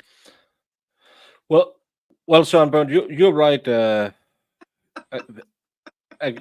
If the case part of this was better than Texas, but the waiting part is not as great. I'm going to end my poll, and 65% thought we would get a hung jury, 22% not guilty, and 11% guilty. And now what we're going to get is more jury deliberations. Yeah, they have to starting tomorrow. Well, like, and people that have been there are like, we ain't starting over. These idiots. Just imagine those other jurors in there that are having to start all over. Yeah. Well, the way he kind of made it sound, I know he was probably wording it in a way to not give it away. Everybody, what's going on? It made me speculate that like maybe it is sides like not, they're arguing because they're not agreeing, and they're probably getting personal in there. Who knows? Maybe they're like, I can't be with this person. Like, I'm gonna strangle them. Yeah. Well, it could also be that that two of those jurors were being like difficult holdouts. Yeah. Whenever the rest of them are sitting there going, we don't see what you're saying. And I'm just using this as a for instance. You're saying we need to have a hung jury. You're saying we need to have a hung jury, and the rest of us are in agreement that it doesn't need to be a hung jury. Oh, gotcha. Yeah. You know, and because they're pushing it so hard, there might be a few people that are sitting back and go, I'm just going to sit here and eat my popcorn while these people fight it out. True. Because then they may have had a discussion with an alternate juror. Yeah, would they? Yeah. How did that person get in the mix? Because aren't they? Well, that could be the one that's the personal reason. Is a possibility. They may say, "Listen, I set aside a certain amount of time, and I've got to go, and I've got to go into surgery, for example." So one of them may be personal, but I think the two that are in the jury room after those instructions, nope. Yeah. It wasn't because of personal anything. It's because some idiot let slip that I saw this and this and this, or I have watched this and this and this. And no, they ain't realistically going to start this over. Unless it's two A personality people walking into a room. this will this will end up being another. Just the two people are just going to get railroaded into. Before you came in here, we were here and here. What are Yeah. you saying? Yeah. Well, yeah. Flux is at work, so she's always welcome to come on and explain Team Flux questions. Mm-hmm. But Oh. again, he was told this on Friday freaking afternoon and said, "I'm not gonna gonna do anything till Monday morning." So maybe it was one on Friday, but now two more got caught in it because of course they didn't went home and do any independent research because he told them not to do it. A 2-day weekend where you're sitting back home and you're split 7-5 and you're thinking, but I'm pretty sure I have a really good argument with they talked something about on the first day. This stupid broken baker covered the trial. I just look at his trial. Well, because whenever they came back in, he asked, "Is anybody seen anything?" He does that every blah, day. blah, blah. Of course, he does does it every that, day. and everybody said nope. Yeah, everybody said no. Did I not tell you that someone would go home and look at a map? Yep. Maybe that's what happened. Maybe they came back and were like, "Hey, I checked this map out, and Mark wasn't too far away." I don't know. Yeah, it could be any number of things. And this is the problem. We're going to end up exactly the same place tomorrow. Yep. Because someone go, I can't remember because I was an alternate. I forgot about it. Oh, this shizzy guy has covered the trial. I can't remember day 3. I'm going to look at day 3. Yep. Yeah. So, guys, what's better than seeing you today? It's seeing you again tomorrow. No, this is never going to end, is it? It'll end. It will end. It will be a beautiful, well, beautiful I don't really ending. want it. Look, Brandon, I have a map on my wall. I'm a trendsetter. My wife has a couple of maps on her wall. Actually, it's 3 of them, but it's just a map of the world in 3 different pictures, and she puts a pin every place that we visit as a couple. I have I thought about doing that as well, but then I figured out I don't travel much anymore. It was more fun when I traveled a lot.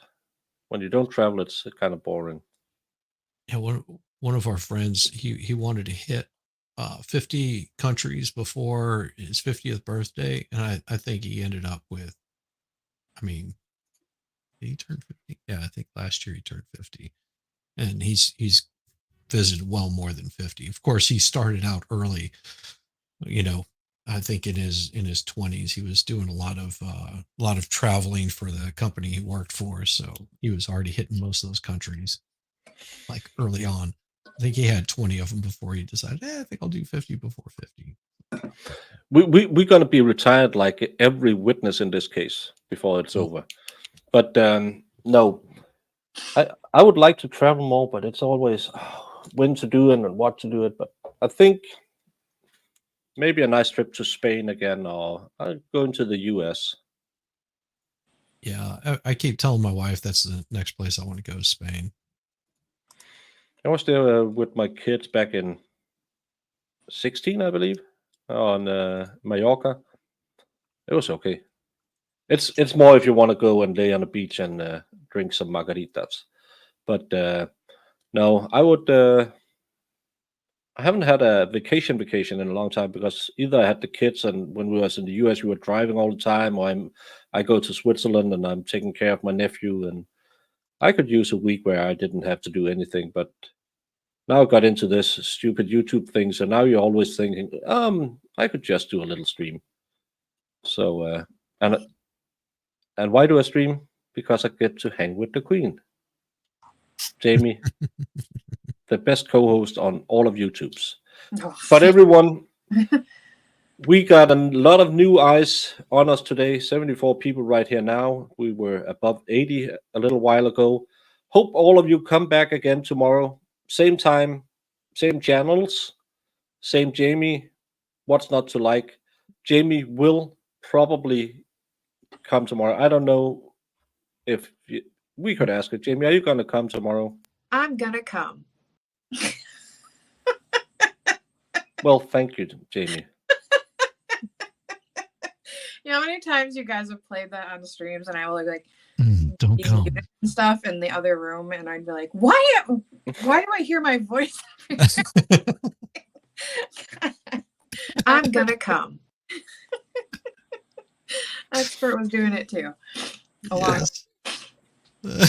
Anyway. Yeah, but to all the new people, please, if you're on my side, please go over to Shizzy. He's on the top of the chat. Go show him a little love.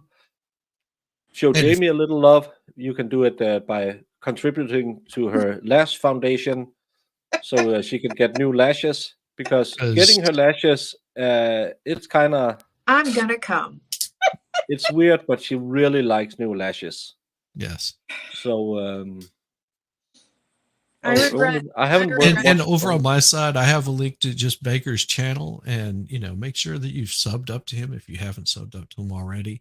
We're trying to, because he's not like us Americans where we can get to those 500 subs.